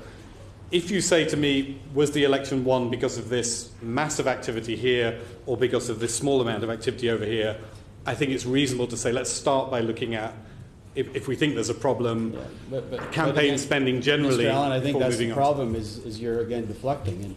We saw by the New York Times that it's been referred to by another member on this committee, just about the delay, deny, and deflect.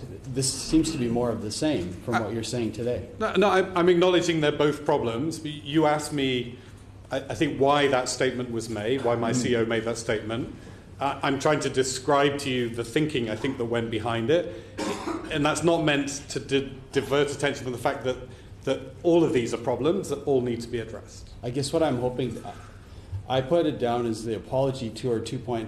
It was 2.0 I had, but it's really 0.20. Because here we are again hearing another apology from Facebook.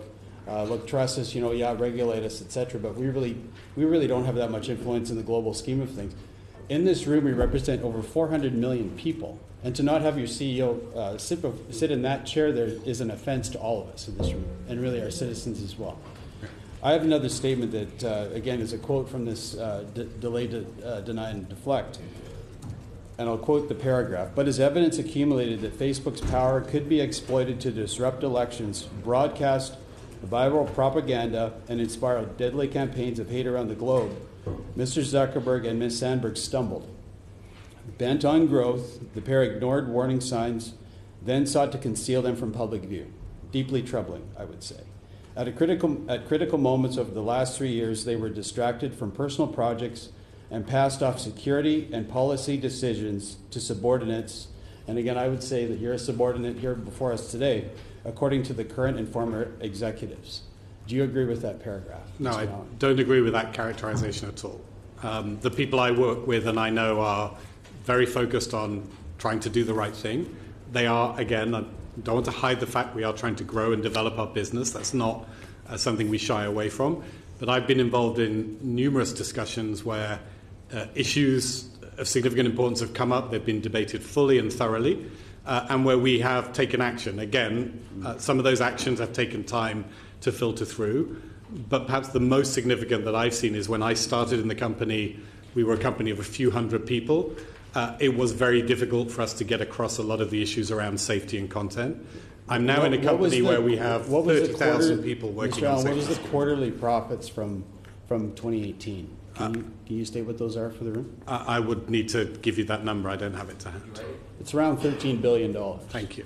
So we had a previous conversation at this committee meeting, and I think somebody referred to it as a high school platform, but I referred to it as making grown-up dollars. And I guess I would challenge you. You seem to want to deflect. Just give me a second. You seem to deflect. And at the same time, you're collecting billions of dollars. Yeah. 400 million people in this room, and yet an empty chair for Mr. Zuckerberg. What do you say to the 400 million constituents that we represent that you're taking that seriously? I'd say we're making the investments. Again, look at it, and I'm sure you follow our stock price as avidly as we do, and one of the reasons that it's where it is. Mr. Allan, you just told me that you really, we really don't have that much.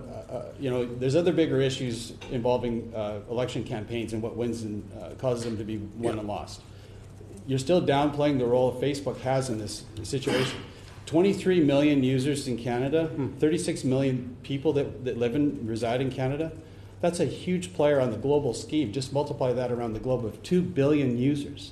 And you still don't seem to get a grasp on how much effect and influence you have on election campaigns. I actually don't accept that characterization. Again, just to be clear, we have told our investors, we've told the market that we are making significant investments in infrastructure and people.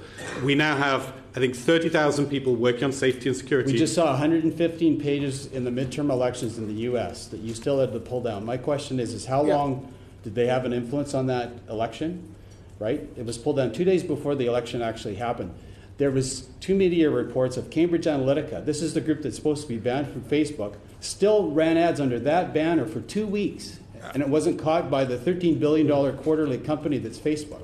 How do you answer those questions? Without just another apology. No, we're making those investments, but I think, again, this goes to the heart of the problem.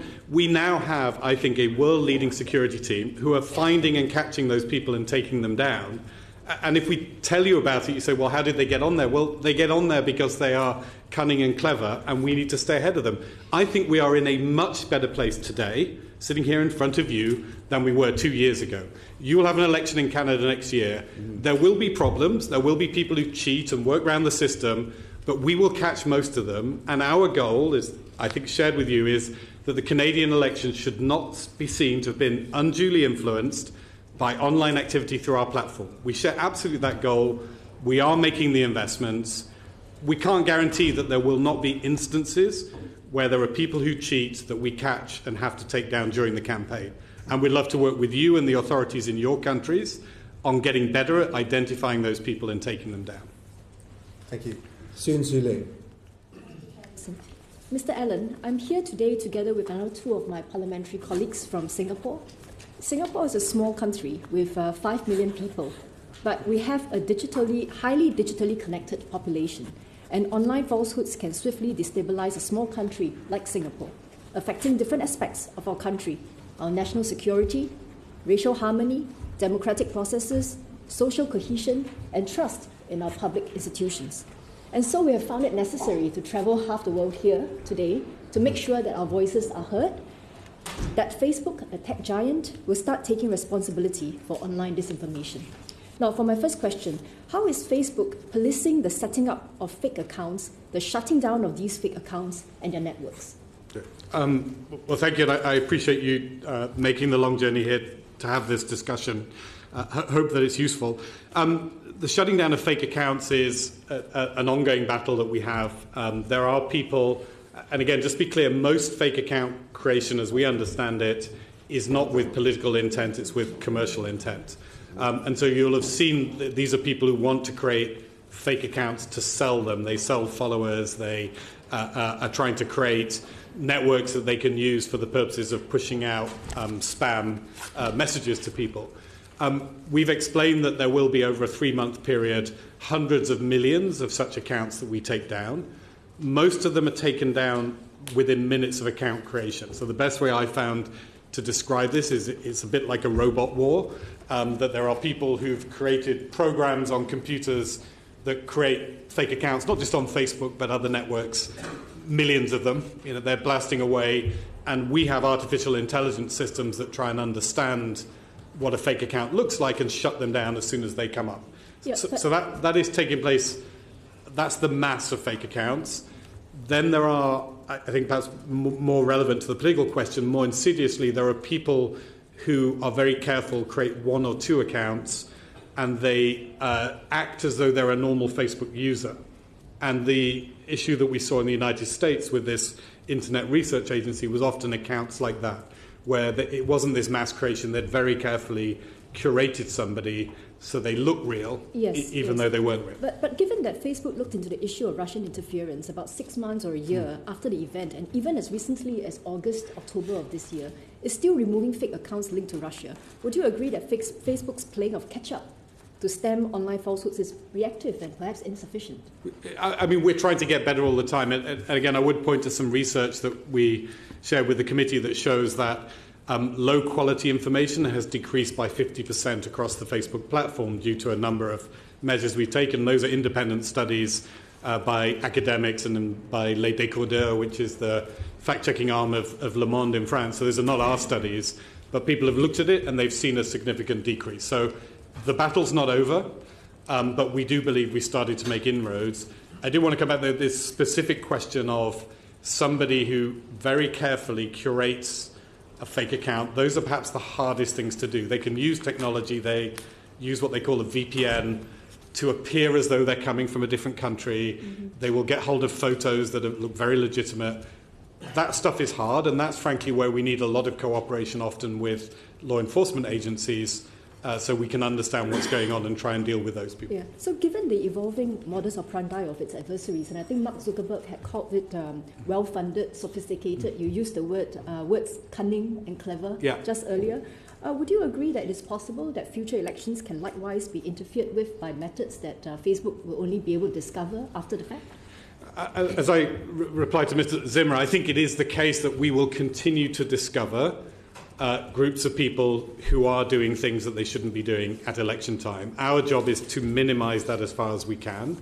But I think it's unrealistic, as long as we have an internet, to think that there will, nowhere be any kind of attempt to interfere, because the technology does give people very strong tools to use against us. So how is Facebook prioritizing credible content and deprioritizing falsehood when it continues to push content that readers want to see? Yeah. And you're potentially creating online echo chambers and amplifying falsehoods? So there are various things we're doing, and I could try and explain briefly because I know we have limited time. But one of the major changes that we made was something called meaningful social interactions. That was to prioritize content that comes typically from your family and friends.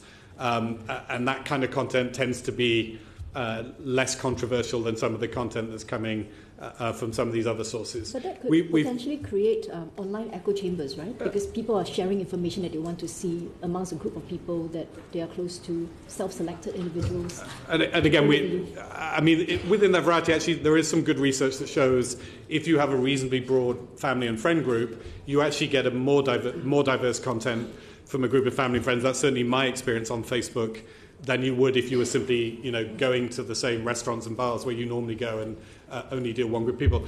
So that's one piece. A major thing we've done is try and deal with what they call ad farms. Again, really important that a lot of the fake news, they just want you to click on it, and then you land on a page that has 20 ads, and the person gets 0.1 of a cent for you landing on that page. We're now trying to follow link through and understand if that's the landing page, and if it is, we're trying to prevent those links being shared. Okay, I want to go back to a point.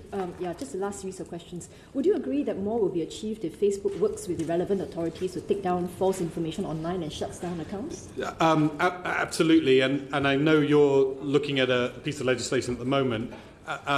One of the questions that's raised with us is why don't we just decide to take down false content? This is where I want to be clear. We do think it's important that there is a judicial process, some kind of process in place. I know France has just passed a law. Similarly, if someone claims that a politician is corrupt and that's false and we don't take it down, that's a problem. If it's true and we do take it down, that's equally a problem because we've stopped somebody shedding light on a genuine harm. The best person to make a decision about whether that claim is true or false is not Facebook or a Facebook employee. It is the relevant judicial authority in any country. But would you agree that Facebook needs to take into account the potential ramifications that online falsehoods can have on society? And that if the falsehoods are allowed to pervade and this slow drip of poison can lead to huge ramifications in society, you agree with that? Yeah, absolutely. And again, if the content is linked to real-world harm, our policies mean that we'll remove it today. I think that the harder area, which I know you're discussing, the French and discussing and others are discussing, is where the content is not obviously linked to real-world harm, when we would take it down, but it is a claim that people feel is disruptive, disturbing, is characterising an election. I would just like to end off with this question. Will Facebook be then open to adopting a regulatory approach and working with governments to develop solutions and undertaking voluntary reporting and independent audits? So yes, I mean, we're keen to see a properly regulated structure. Again, there's detail in there. It doesn't mean, turning up and saying this is exactly what we want will necessarily agree to everything. And that's, again, part of what we're trying to do in the process working with the French government is to understand how we can work together with regulators. But we have to move on there. Edwin Tom. Thank you, Chair. Good afternoon, Mr. Allan. Good afternoon. Would you accept that there's no place for any content on Facebook which tags people on lines of race, religion, or ethnicity? Sorry, I was being distracted by something coming here.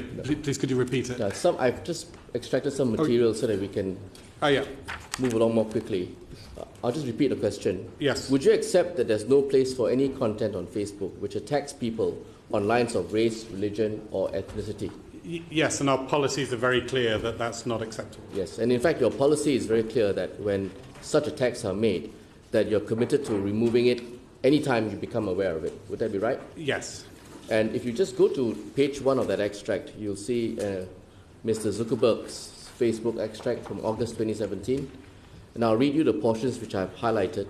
He says, when someone tries to silence others or attacks them based on who they are or what they believe, that hurts us all and is unacceptable.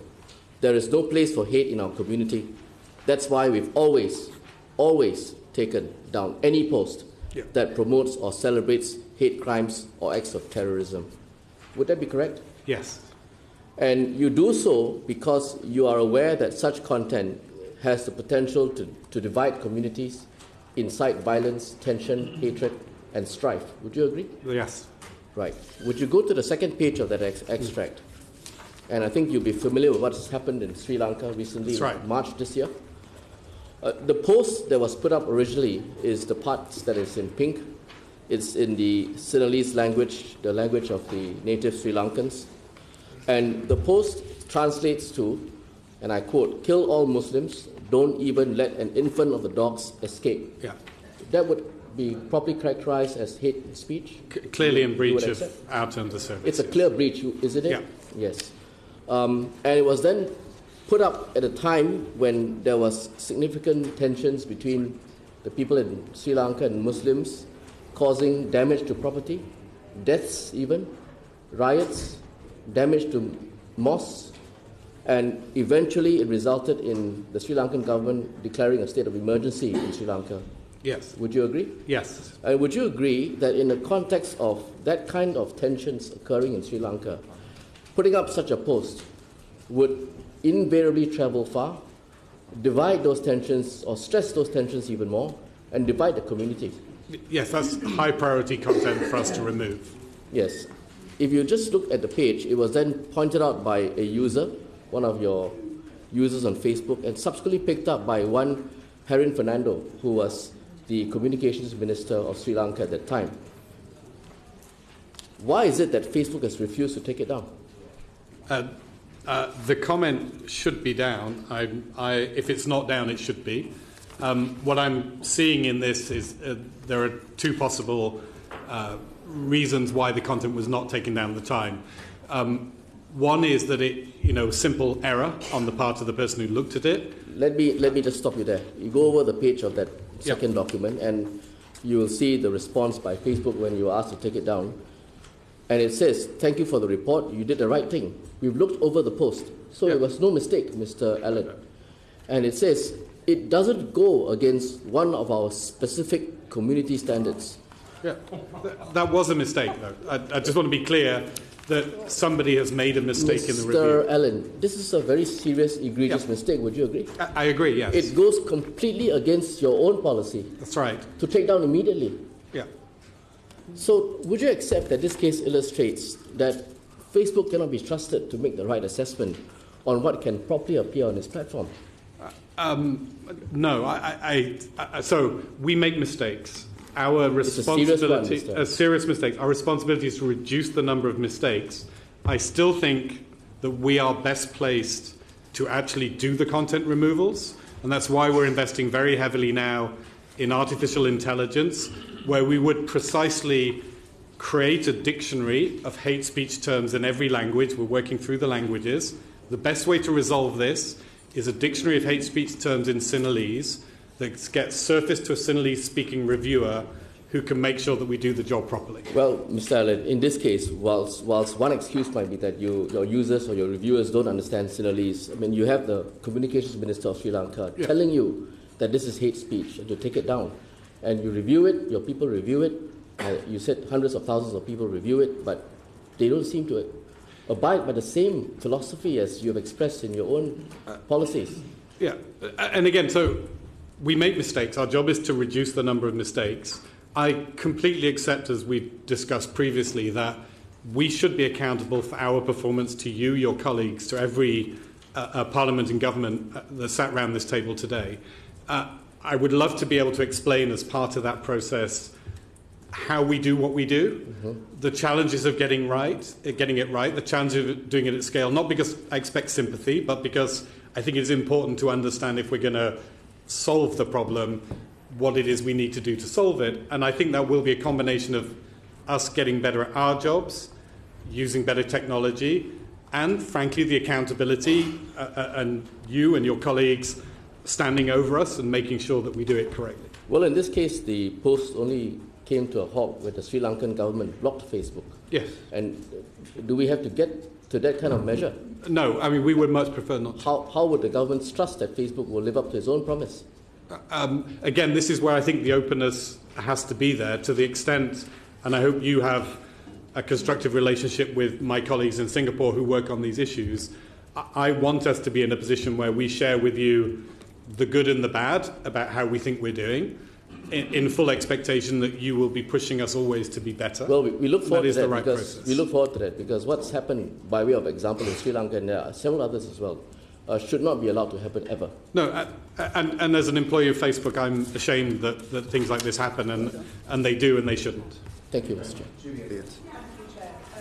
I'm quite aghast that you refer to something as serious as that as a mistake, quite flippantly, waving your hands. I find that quite offensive, I have to say. I didn't mean it to be flippant. It was a mistake, yeah. Yes, I think it's a bit more than a mistake.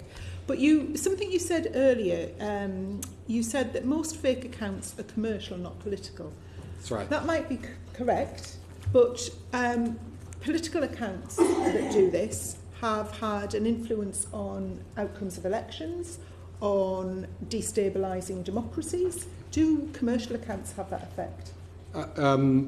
Generally not. I mean, so again, just be clear how it works. People who are creating commercial fake accounts, the phrase is clickbait. They just want you to click something so they can make money. The classic scenario is Johnny Depp moved into your town or some celebrity, because people will click that. At certain times, politicians become very clickable. And obviously in the United States election, both Donald Trump and Hillary Clinton reached that status. And so the people who are trying to make money start using Donald Trump and Hillary Clinton headlines. Not in this case, I think, because they want to influence the election, but because they want to get the clicks. Now, the fact that that's political will have, I guess, some influence on the election, and that's what people are now studying. There is, again, not to diminish it, I'm just trying to explain that mechanism. There are another whole set of people who are actually pushing out false stories with a deliberate political agenda. Absolutely. They don't care about you clicking on the stuff, they just want to get it out there. And that, for me, is politically a more insidious problem, even if the first category may be greater by volume. Well, it's not just a political problem, it's a destabilising of democracy's problem. So how does Facebook define political advertising? How do you define what is a political advert?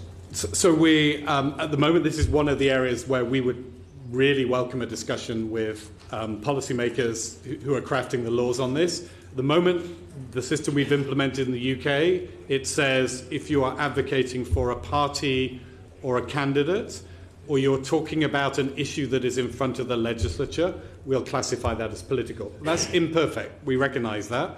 It's our best guess. So it doesn't have to be from a political party? It doesn't have to be, in this case, from a political party. So how do you monitor, in the case of the UK, where political advertising is very highly regulated, we don't have a system like the States, you're very well aware of our system. How do you monitor that kind of grey political advertising that's going on that is undoubtedly impacting our electoral processes in this country? So the system that we're implementing right now, and again, we will learn as we go, where an advert mentions Jeremy Corbyn or Theresa May or something that looks like it's political, it will get sent to a human being who will review it, and they'll make a determination. And if they think it is political campaigning, then they will go back to the advertiser and say, you need to register as a political advertiser. So that's the system that we've got at the moment. Again, recognising it's not perfect, but it's our best And how many effort. people have you got doing that? We're going to have hundreds of people working on that. So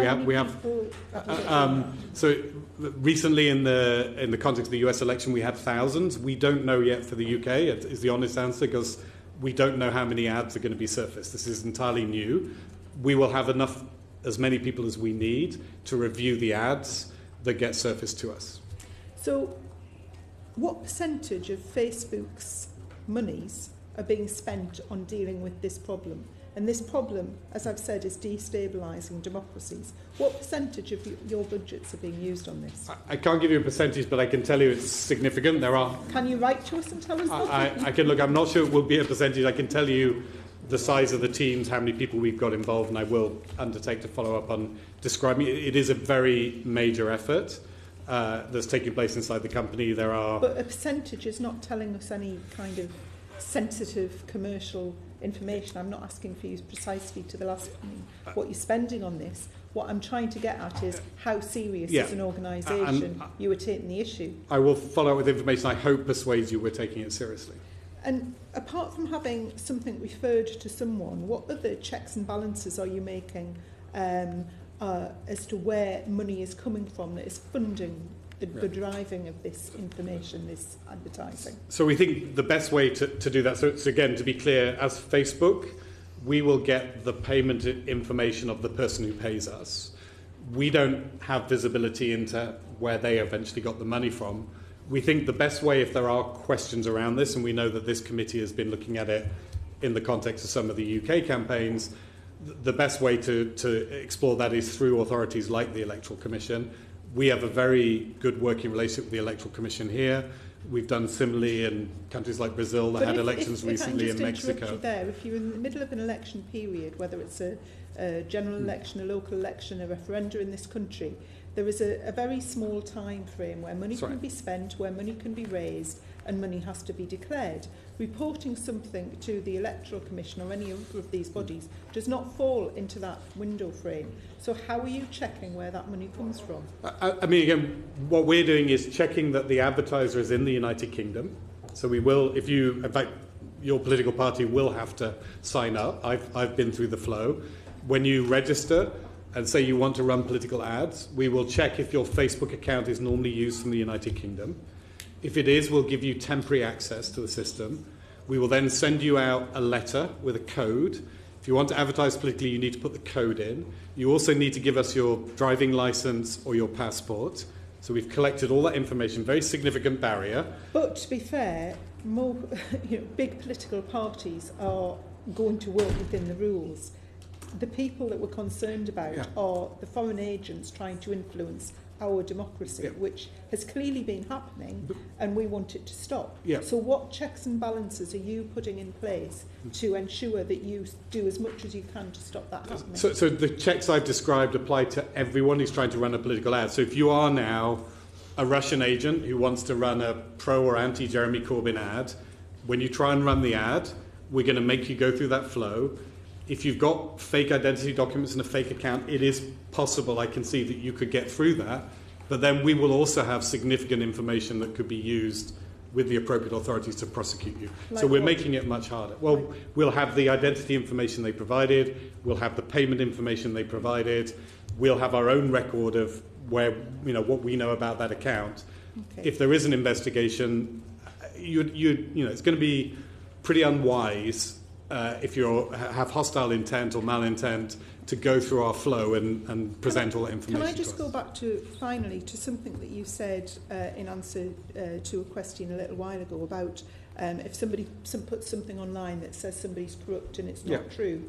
How would you, because it was unclear how you thought that should be dealt with, how would you deal with that? How would you get that taken down? Because reputationally, if that's not true, that's very damaging to somebody. How would your company deal with that? So the model that we've looked at, so again, if it's a claim, a simple claim, and we're not able to establish the truth, then... So if it's a claim that's absolutely provable, it's not true. If it was me, what would I do to come to you? Again, you would come to us, and if you had documentation to prove it's not true, if you had a claim of defamation, then we may well restrict access to the content because we think you have a valid claim of defamation. Go through the court process to get not necessarily. The claim could be a claim that hasn't been in the court, but the system that we see as working very effectively is in Brazil under the Marco Civil. There they have courts, and I think at election time centres here, the courts sit 24/7. If somebody has an issue, the judge issues an order, the order comes to us. That makes it really simple. But I'm not in Brazil, so what would I do? So you would send us a solicitor's letter, and we would our legal team would look at the solicitor's letter, and if we think that you've got a colourable claim for defamation, we'd be likely to restrict the content on that basis. That's not ideal. We may get a counterclaim then from the other party. For us, I say the preferred system, and I expect law will sort of evolve over time in this direction. I think this is actually the thinking in Singapore, but with a minister involved. Our preferred system is that an authority in the country has looked at the case and has issued a direction. We can follow the direction, and if the person whose content it is wishes to challenge it, they challenge it back to that authority. We don't want to be in the middle of, he said, she said. You don't think you've got a responsibility? Well, we have a responsibility once it's illegal, but I actually don't think it's very democratic, frankly, that we as a private company are deciding he said, she said between two people. That should be a court that decides that. the tradition around defamation, and I think it should continue. Thank you. At that point, Nelly Leenan. Thank you, Mr. Allan. Do you know the expression "sending your cat"? Sending your cat. No. Well, I am from the Flemish part of Belgium, and in my language, it means not showing up. Yeah. So we can state, dear colleagues, that Mark Zuckerberg sent his cat to us today, to Canada, to Singapore, to France, to Belgium, to the United Kingdom. He sent his cat. Earlier, we stated that Facebook would like to stop being in the confrontational modus. Yeah. Do you think that sending his cat or not showing up today helps him getting out of the confrontational modus? So I think engaging in the debate gets us out of the confrontational mode. I hope I'm able to assist as a cat. No, you're sitting next to the cat.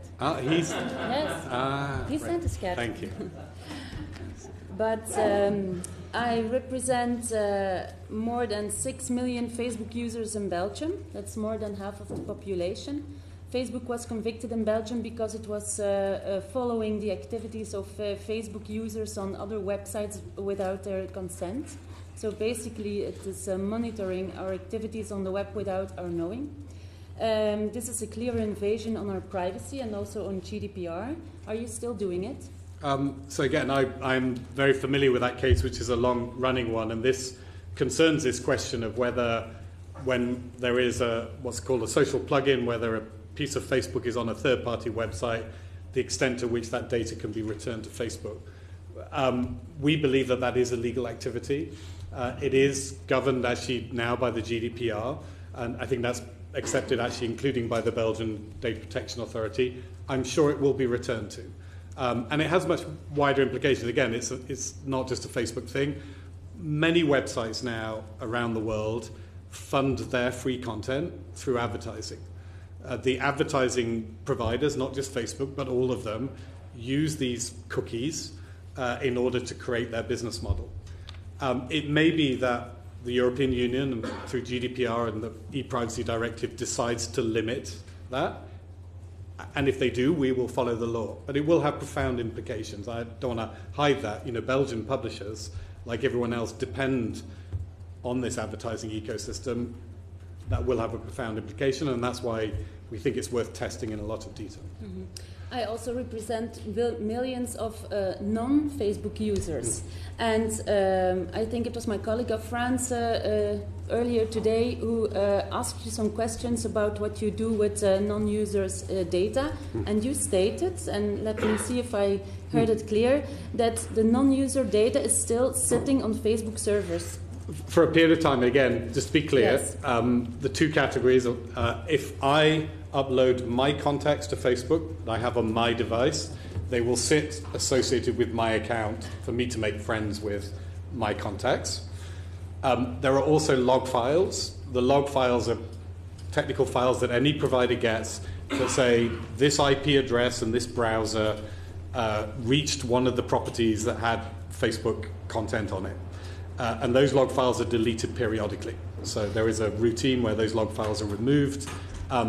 But people would argue that is us holding non-user data because yes. It has an IP address. Yes, yeah. I would argue that too. Yeah. And I think that it's not GDPR consent, and that I must ask you if you can ensure that Facebook is not doing this in Belgium or in Europe, or are you doing it all over the world? So is it specific domestic, or are you just doing it all over the world? Because we have that GDPR legislation. That's right. So our systems are, we believe, compliant with GDPR generally. As I explained, I think there are some interesting questions that are yet to be tested because the GDPR is new.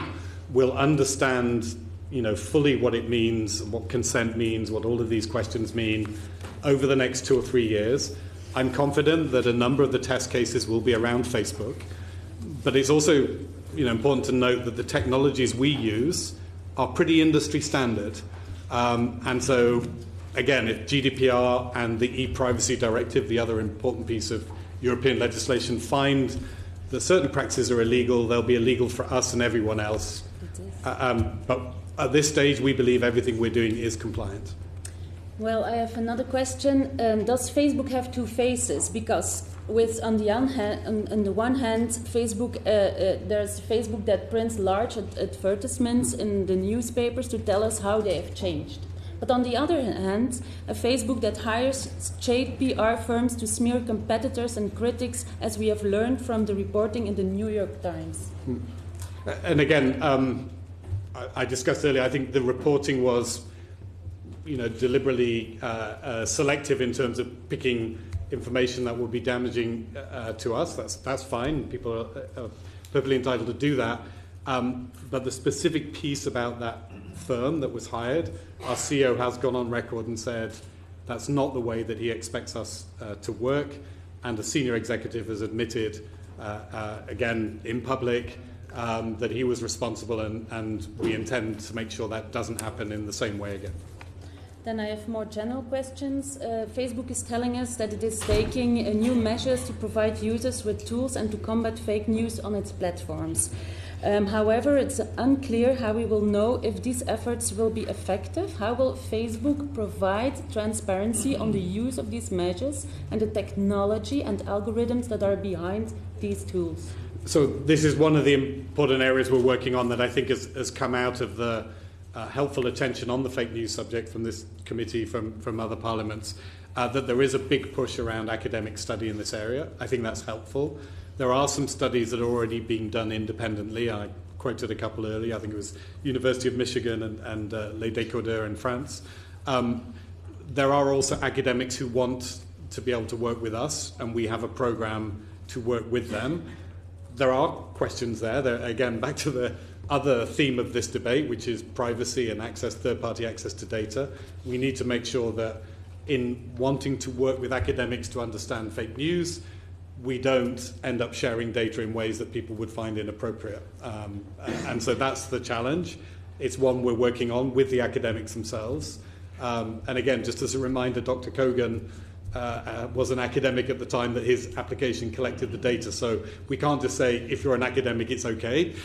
You can't have a free pass, but we need to work out some protocol where we can work with reputable academics to understand the problem better. Okay, I'm very sorry. I think we might have to move on at that point because there are a few other members who come in. We don't have very much time left.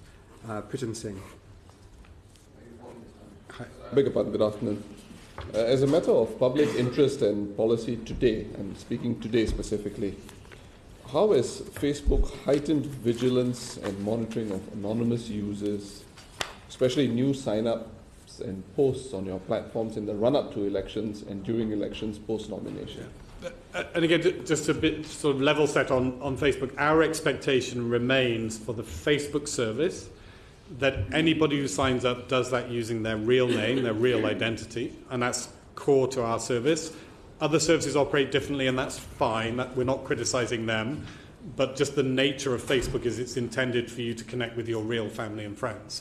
And if you're sharing photos of your kids, you want to know who that person is. So we maintain very strongly that policy. There should not be, therefore, anonymous users, and if people are reported to us, and it looks like the account is not real, we will put them in what we technically call a checkpoint. The next time they try and log on, it will say, hey, we need some more information for you to prove your identity. So that's the design philosophy we have, which is nobody should be on there anonymously, whether for political purposes or otherwise, and we build systems to try and detect and prevent that. Are there any other initiatives that Facebook is following up with currently, in light of what has been happening and the conversations that are happening in legislatures around the world about fake news, as to how Facebook can deal with the prospects of elections being, to put it mildly, tampered with? So one of the things that we've implemented, and you may have seen some press coverage on the US version of this at the midterms, this notion of a war room around elections. But the best way to describe it, I think, is there's a task force that we now create for every significant election that comes up. That task force consists of security specialists, policy specialists, legal specialists, operational specialists. Their job is to understand the specific risks of that election, working with outside bodies, often in the country, and then deploying whatever tools and technology we need to deal with those risks. So that's really the sort of strongest signal I can give you. And back to the question earlier about intent, that we have intent, and those task forces have the resources, whatever resources they need to do the job, are made available to them. You said significant elections. Yeah. Would that also mean that countries which have a small signature, small footprint vis-a-vis Facebook's 2.2 billion users, they would also fall squarely under this war room concept That's that right. you spoke of? So we're building it out, and I want to, in an ideal world, it's every election everywhere all of the time. Our current resourcing, I think, allows us to look at all national elections. So if there's a national election in Singapore, for example, that would be covered. The area we're now looking at is, well, when you've got a significant regional election in a country, can we also cover that? So we're building it up. At the moment, I'm very confident, and I look at the future schedule of elections, I'm very confident any national election we would reach. Latvia, I know, are here, and we had a similar task force around the Latvian election. So we are looking at every election, whether the country is big or small, at a national level. And then the question is, can we extend that also into regional and local? Well, let me just end off with a final question in the interest of time. Would Facebook consider working actively with local election authorities and even political party representatives to remove or flag posts that would compromise the political process and, by extension, a voter's choice? I mean, not only be willing, but we think that's essential. And again, I want to repeat it, I haven't said enough, that the people who decide if an election is free and fair are you. And your authorities and the political parties. And so we want to do whatever is necessary in order for everyone to have the confidence that the election was free and fair. And we can't do that on our own. We can make tools, we can work with you, but ultimately we need to engage with you in order to meet that shared objective, that we contributed positively rather than negatively to the election in your country. So it's essential. Thank you. Thank you. Leopoldo Moreau. Gracias, presidente. Yo voy a formular preguntas y comentarios en castellano como una manera de corroborar la afectación que se produce a la democracia global como consecuencia de este tipo de prácticas y tropelías que se han cometido. He's going to formulate the questions in Spanish, and I'm going to translate them. He wants to speak in Spanish because he wants to know that these practices, these problems are being suffered everywhere in the world. So. Ya está bien que entiendo castellano. Muy bien. Estamos. En primer lugar, quiero decir que en mi país, cuando se conoció el caso y el escándalo de Cambridge Analytica, además hubo una denuncia de la filial de Amnesty International respecto a campañas que se habían llevado adelante con la misma forma y la misma práctica a través de Facebook contra periodistas independientes. Esto significó que la Comisión de Libertad de Expresión que yo presido citara a representantes de Facebook y de otras redes sociales a los efectos que dieran explicación sobre este tema. Y si bien es cierto hoy yo comparto la frustración de todos nosotros por la ausencia del señor Zuckerberg, quiero decir que de alguna manera estamos contentos porque nosotros en Argentina no logramos que Facebook se presentara, ni siquiera tuvimos el hombre invisible en la comisión. Do you want me to? For the committee.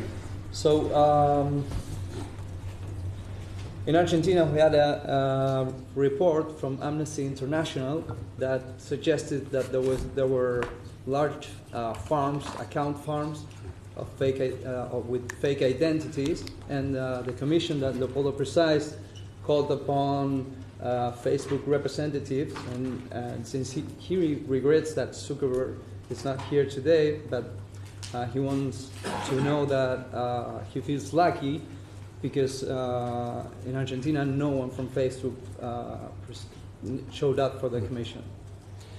Por eso queremos aprovechar la oportunidad para saber con quién debemos comunicarnos de Facebook en Argentina, porque nos informaron que no tienen representación.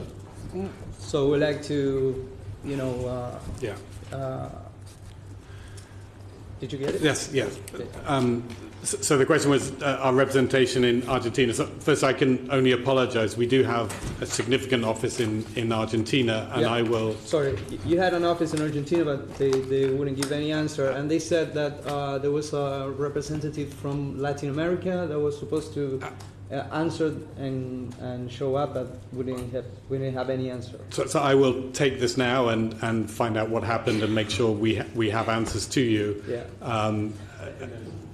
So yes, that's all I can Dice que offer. no va a solucionar el problema. Bueno, muy bien. Quisiera preguntarle qué políticas están pensando implementar para evitar la proliferación de noticias falsas a través de WhatsApp.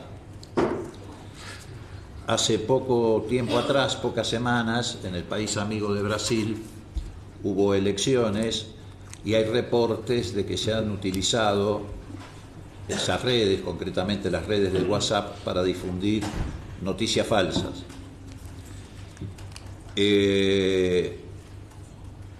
Esas redes representan un problema porque es difícil detectar el origen de esas noticias y el impacto que tiene sobre las redes. Quiero decirle que en mi país nos estamos aproximando también a elecciones y hay grupos de inescrupulosos o empresas fantasmas que se están acercando a los partidos políticos para ofrecer el mismo servicio, es decir, la difusión de noticias falsas a través de WhatsApp. Quisiera saber quisiera saber qué tipo de medidas se están tomando en relación a esto, sobre todo en la utilización de los grupos de WhatsApp. So what policies are you planning to implement to prevent fake news proliferation through WhatsApp platform? As it has been widely reported, it happened in Brazilian elections at a massive scale this year, especially since there's no way to trace the origin or impact of such content in the platform. In Argentina, some groups are already starting to offer this service, not directly from Facebook or WhatsApp, but as intermediate. So the question is, what are you going to do with that? So to be very clear, so again, for those who don't use the technology, messaging services like WhatsApp is not unique, but messaging services do create a different set of questions, I think, for political communication from advertising.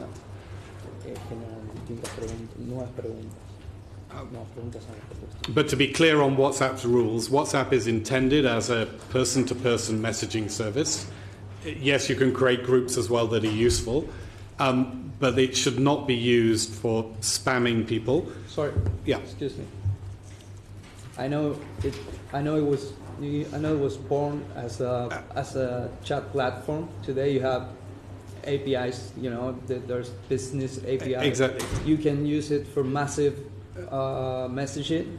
Yes. There are enterprises that are doing it. Business legitimately. Exactly. It's been said that in Brazil, those tools, those APIs, were used for campaigns. So maybe the problem is that it's not being used in politics as a hand-to-hand or as a one-to-one communication tool. So you're ahead of me, so I wanted to explain that where people are buying illegally lists of WhatsApp numbers and where there are, and the member referred to like shadowy companies. If shadowy companies are promising to circulate information across WhatsApp where they've collected lists of numbers, that is against our terms. That should stop. We are implementing proper business connections, and with a proper business connection, that will be regulated by us, as in you would have to be behaving appropriately, legally, etc., in order to do that.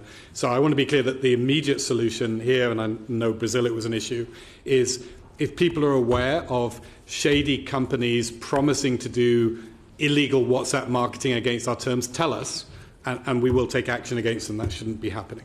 But if it's easy to stop it, how come you didn't stop it in Brazil? And also, how are you going to stop it when it comes to open groups? So we may get on the Brazilian question, but we did, where we were made aware of it, we did take action. We're conscious now, and you raising the question is very helpful, that it's an area we need to give more priority to. I'm just in the process, actually, we're building WhatsApp into those election task forces I talked about. So we recognise that WhatsApp also, conversations around WhatsApp and the way that's used, and other messaging services, again, just to be clear, needs to be part of the whole election protection effort.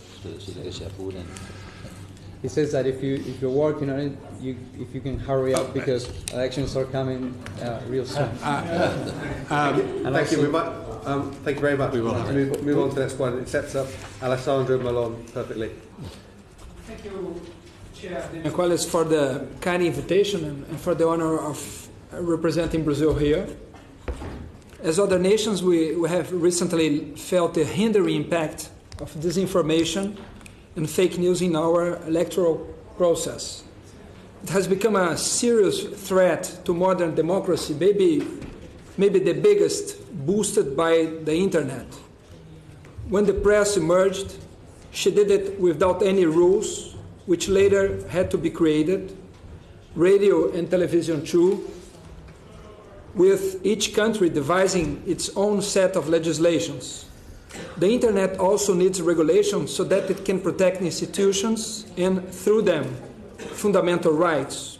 In Brazil, we approved the Marco Civil da Internet, our Internet Bill of Rights. After all, the same democracy that allowed social media to flourish should now be protected by social media. There is, however, a unique challenge. The internet doesn't respect borders, which poses a challenge to national legislation. So there are two possible paths to be followed. Countries either establish an authoritarian control over what is shared on the internet, which is a bad way, or they advance towards the creation of a set of rules common to all countries. We all choose the second path, and this is and that's what we begin to do here today with Chair Damien Collins. Internet companies and social media companies need to work in partnership with governments in search for solutions that preserve our democracies and people's rights around the globe. But we still can't see that happening, unfortunately. Therefore, my first question to Mr. Allan is, what is Facebook doing in order to avoid the improper use and manipulation of its algorithms to influence illegally elections? Yeah. So there are two major changes. One is a set of changes we've made around the way in which the algorithm surfaces information generally, which, as I say, the independent studies I think have shown have dramatically reduced the amount of information classed as low quality. So I think that is broadly helpful, but specifically helpful in the context of politics.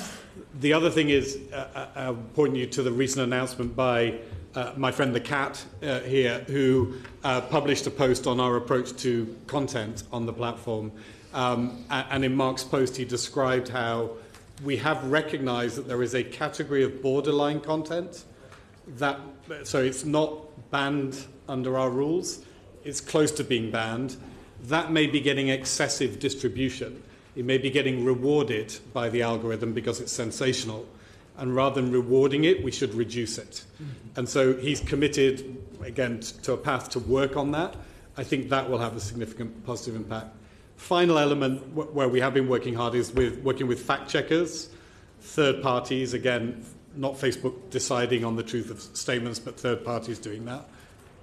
Not everybody's happy with that. There are different views about which fact checkers we should or shouldn't use. But that's the other mechanism we've been testing that we think could be helpful, where if a piece of content is marked as false, that may reduce its distribution. So all of these things are about trying to shift the balance between higher quality, less sensational content and lower quality, more sensational content in the algorithm. Second, during Brazilian most recent elections, only 6 days before the voting day, 68 pages and 43 profiles were deleted from Facebook all at once for violating spam and authenticity policies. Together, they formed the most influent network supporting one of the presidential candidates, causing a huge impact on social interaction. In 1 month, these pages and profiles reached over 12 million interactions. However, they were only removed after a newspaper brought this case to light. Why didn't Facebook act before or bring this to the attention of the Brazilian judiciary, regardless of the candidate? So this scenario, and again, it's not unique. There were similar situations in the midterms as well. These scenarios are some of the hardest ones for us to deal with, and again, where I think we need additional regulatory guidance. The kind of activity that we see is people organizing together through Facebook, in this case, often using authentic accounts, so they're not fakes, but they've organized together to promote their content through our systems by pushing it out into multiple groups and on multiple pages. Now, that's gaming the system at one level, and if it results in the content being seen as spam, we may act against it. But there's another interpretation which says, hey, that's political campaigning.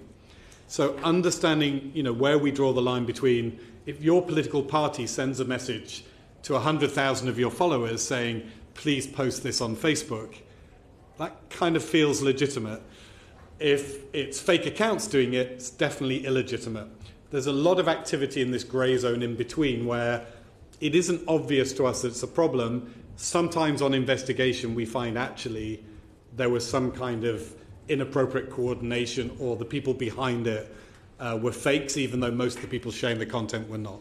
So again, we can talk about it in more detail, but this is one of the areas that I'm thinking about at the moment where I'm very sensitive to the fact that, as I say, legitimate campaigning and illegitimate activity can often look quite similar to each other when carried out through networks of party supporters. Only 2 more questions. Over the years, the company has changed its algorithms several times to privilege what seemed the most interesting and profitable for the business. Recently, Facebook started to privilege engagement and interaction on the platform, as you stated here today, Mr. Allan. And this is also achieved by fake profiles, which are specially used for this purpose also during elections. To what extent is the maintenance of fake profiles interesting to the platform? How can we be sure Facebook has a deeper commitment towards democracy than towards its profit? Yeah. So I want to be very clear on fake profiles. As I described earlier, that the whole premise of our service is uniquely, I think, on the internet. If I join Facebook, I make 100 contacts, I've got a high degree of confidence that those contacts are who they say they are. And I say there are other spaces that are more anonymous, but Facebook is not. It's a real identity space. We've estimated, and this is in our public filings, that between 3 and 4% of the accounts on Facebook at any one time are fake. We make strenuous efforts to try and remove that and reduce that number.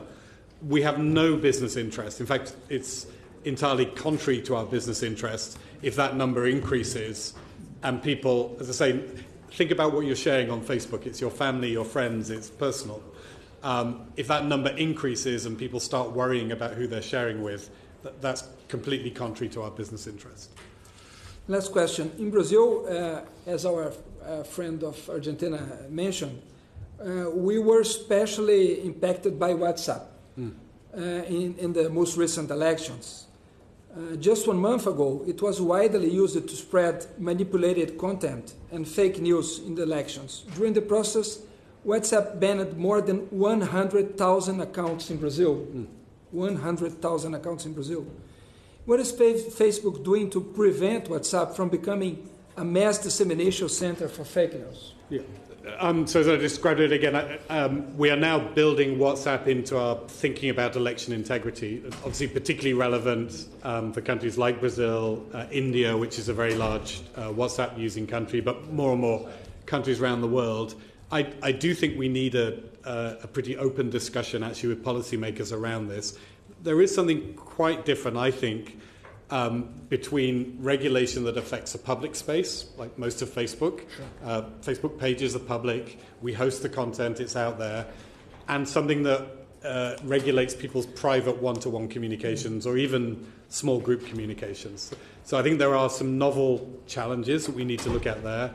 But again, we do not want to see any of our services used for that kind of manipulative behaviour. We don't think that's in the interests of the people who use the service or the service itself.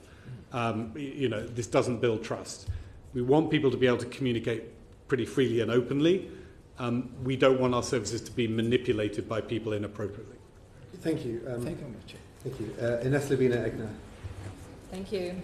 Being one of the latest, it's never easy, but I'm representing Parliament of Latvia, and you already mentioned the Latvian example. We really took our risks seriously, knowing that our eastern neighbor, Russia, will be interested in the elections, and also knowing the geopolitical situation. We were really building up a special setup within the Latvian institutions, NGOs, media, working and monitoring the content of Facebook. And so our cooperation with Facebook was actually very good. But what we did from our side in a pre-electional campaign within the elections, and on an everyday basis, of course, it's not possible to do. It's a lot of work, and we hope that the dialogue and cooperation would go also more on the Facebook side. So concluding everything you mentioned before, that you are working on an architecture regarding the political advertisement, working on investment and infrastructure and people. But does it actually mean, for example, for Latvia, for Latvian language, how would it affect our cooperation for the future, and when it will start to be more also on the Facebook side, not only on the government side? Yeah. So there are two things I think we're doing that are designed deliberately to be helpful to countries like Latvia. One is that we've been deepening our partnership with external experts, in particular organizations like the Atlantic Council, who have threat monitoring centers. They have networks of people, including, I hope in your country, but there are sort of across all countries at risk. So part of it is that we partner with the people who, as their full-time job, monitor threats like the threats you're facing. And that intelligence goes back into our systems. There's obviously a focus on elections, but we'd like to extend that beyond election time to the rest of the time. The other thing that we're doing is obviously building up our own internal resources and understanding. And so we are extending our language capabilities, starting by making sure we have people to look at things specifically. But I think a lot of the hope over time is that we're able also to build in different languages into our artificial intelligence systems. They're the things that allow us to work at scale. So if, for example, there is a particularly damaging meme that's going out in the Latvian language, the best way for us to be able to spot that is going to be using technology that understands this language, these terms are a problem, and then surfaces that to somebody who can deal with it. So those are the areas which I hope are helpful, and I agree entirely that we need to move from this being an election issue to an all-year-round issue. Thank you very much. I think we're sort of out of time. I had an indication from two members they wanted to ask one final question at the close. I could ask probably if that is limited to a single question. So could I call Catherine first, and then Charlie Angus? In fact, you've mentioned France twice, arguing that you had a new cooperation with the French government about this question of the data. In fact, let's admit you had no choice if you wanted to restore your reputation and to restore trust and to reconquer public opinion, at least in our country, but in fact throughout the world.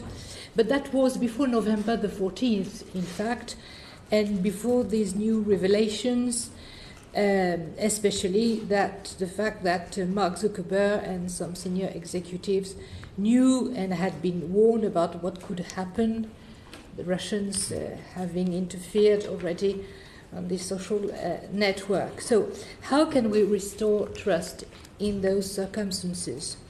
You can make superficial promises, all right, but in fact the problem is deeper. I wanted to draw your attention on the economic model of the Internet. Are you prepared to think about refunding your economic model? Because one knows already too well now that, in fact, fake news, of course, they are due to political strategies and attempts at destabilizing some countries and intervening in political campaigns, but in fact, fake news generate huge profits. This is it, one must admit, because and it leads you to harvest more and more data from more and more people in exchange of publicities and services. So there's a sort of vicious circle. Are you prepared, really, seriously, to work on refounding this model? So on your first question on trust, again, I just want to clarify our expectations for the project we're working on with the French government. That will be to work with French regulators for us to share a lot more information about what we do in order to try and build trust. And at the end of it, they will tell you whether or not they've agreed that, you know, we're a trustworthy organisation. So I just want to be clear that this is not sort of fake, this is real, that we will be sharing a lot of information with them, and they will share that with you and the rest of the world. Now you're obliged to now. You have no choice. You have no choice. If you want to restore your reputation. Yeah, not going to disagree. So on the business model, again, the question is raised a lot. In an ideal world, people would give you money merely for the service. A system in which you had millions and millions of subscriptions coming in every month would be ideal. In reality, we found that the way in which most people want to consume internet services, they do accept a model where it's free at the point of use and they receive a certain amount of advertising. Now, our interest is in high-quality content and high-quality advertising. And if the advertising is junk or the content is junk, that's not sustainable. People are not going to stay with your service. So we don't think the advertising model is going to go away. We think that not just for our service, but generally across the internet, that's the bargain that people are comfortable with. Our job is to make sure that the content and the advertising is as high quality as possible. Thank you. Final question, Charlie Angus. Well, thank you, Chair. I want to thank all my colleagues in allowing me to start off and to wrap up. And I want to wrap up on a very hopeful note, because I was so pleased with our friends from Ireland to get you to say how much you believe in regulation. We all certainly agree. But what we're regulating, or what it seems to be with you and your friend Mr. Zuckerberg, are the symptoms. It's easy to say we'll deal with fake news and misinformation, but you are the arbiter right now of the news cycle around the world because of your video metrics. And what we learned in 2014, you became aware that they were highly inflated and did nothing. Now, you could say you're on a learning path and a journey, and you might get back to us. I would consider that corporate fraud on a massive scale. If you are getting news organizations and you're selling them a model of video metrics that are false and over promoting it, that is a form of corporate fraud. And the problem we have with Facebook is there's never accountability. So I would put it to you when we talk about regulation that perhaps the best regulation would be antitrust. Because people who don't like Facebook, well, they could go to WhatsApp. But, we have problems in South America. We have problems in Africa. We have to go back to Mr. Zuckerberg, who's not here. My daughters who get off Facebook, well, they go to Instagram. That's now controlled by Facebook. That perhaps the simplest form of regulation would be to break Facebook up or treat it as a utility so that we could all then feel that when we talk about regulation, we're talking about allowing competition, we're counting metrics that are actually honest and true, and that Facebook has broken so much trust. To allow you to simply gobble up every form of competition is probably not in the public interest. So when we're talking about regulation, would you be interested in asking your friend Mr. Zuckerberg if we should have a discussion about antitrust? And I would respond that it depends on the problem we're trying to solve.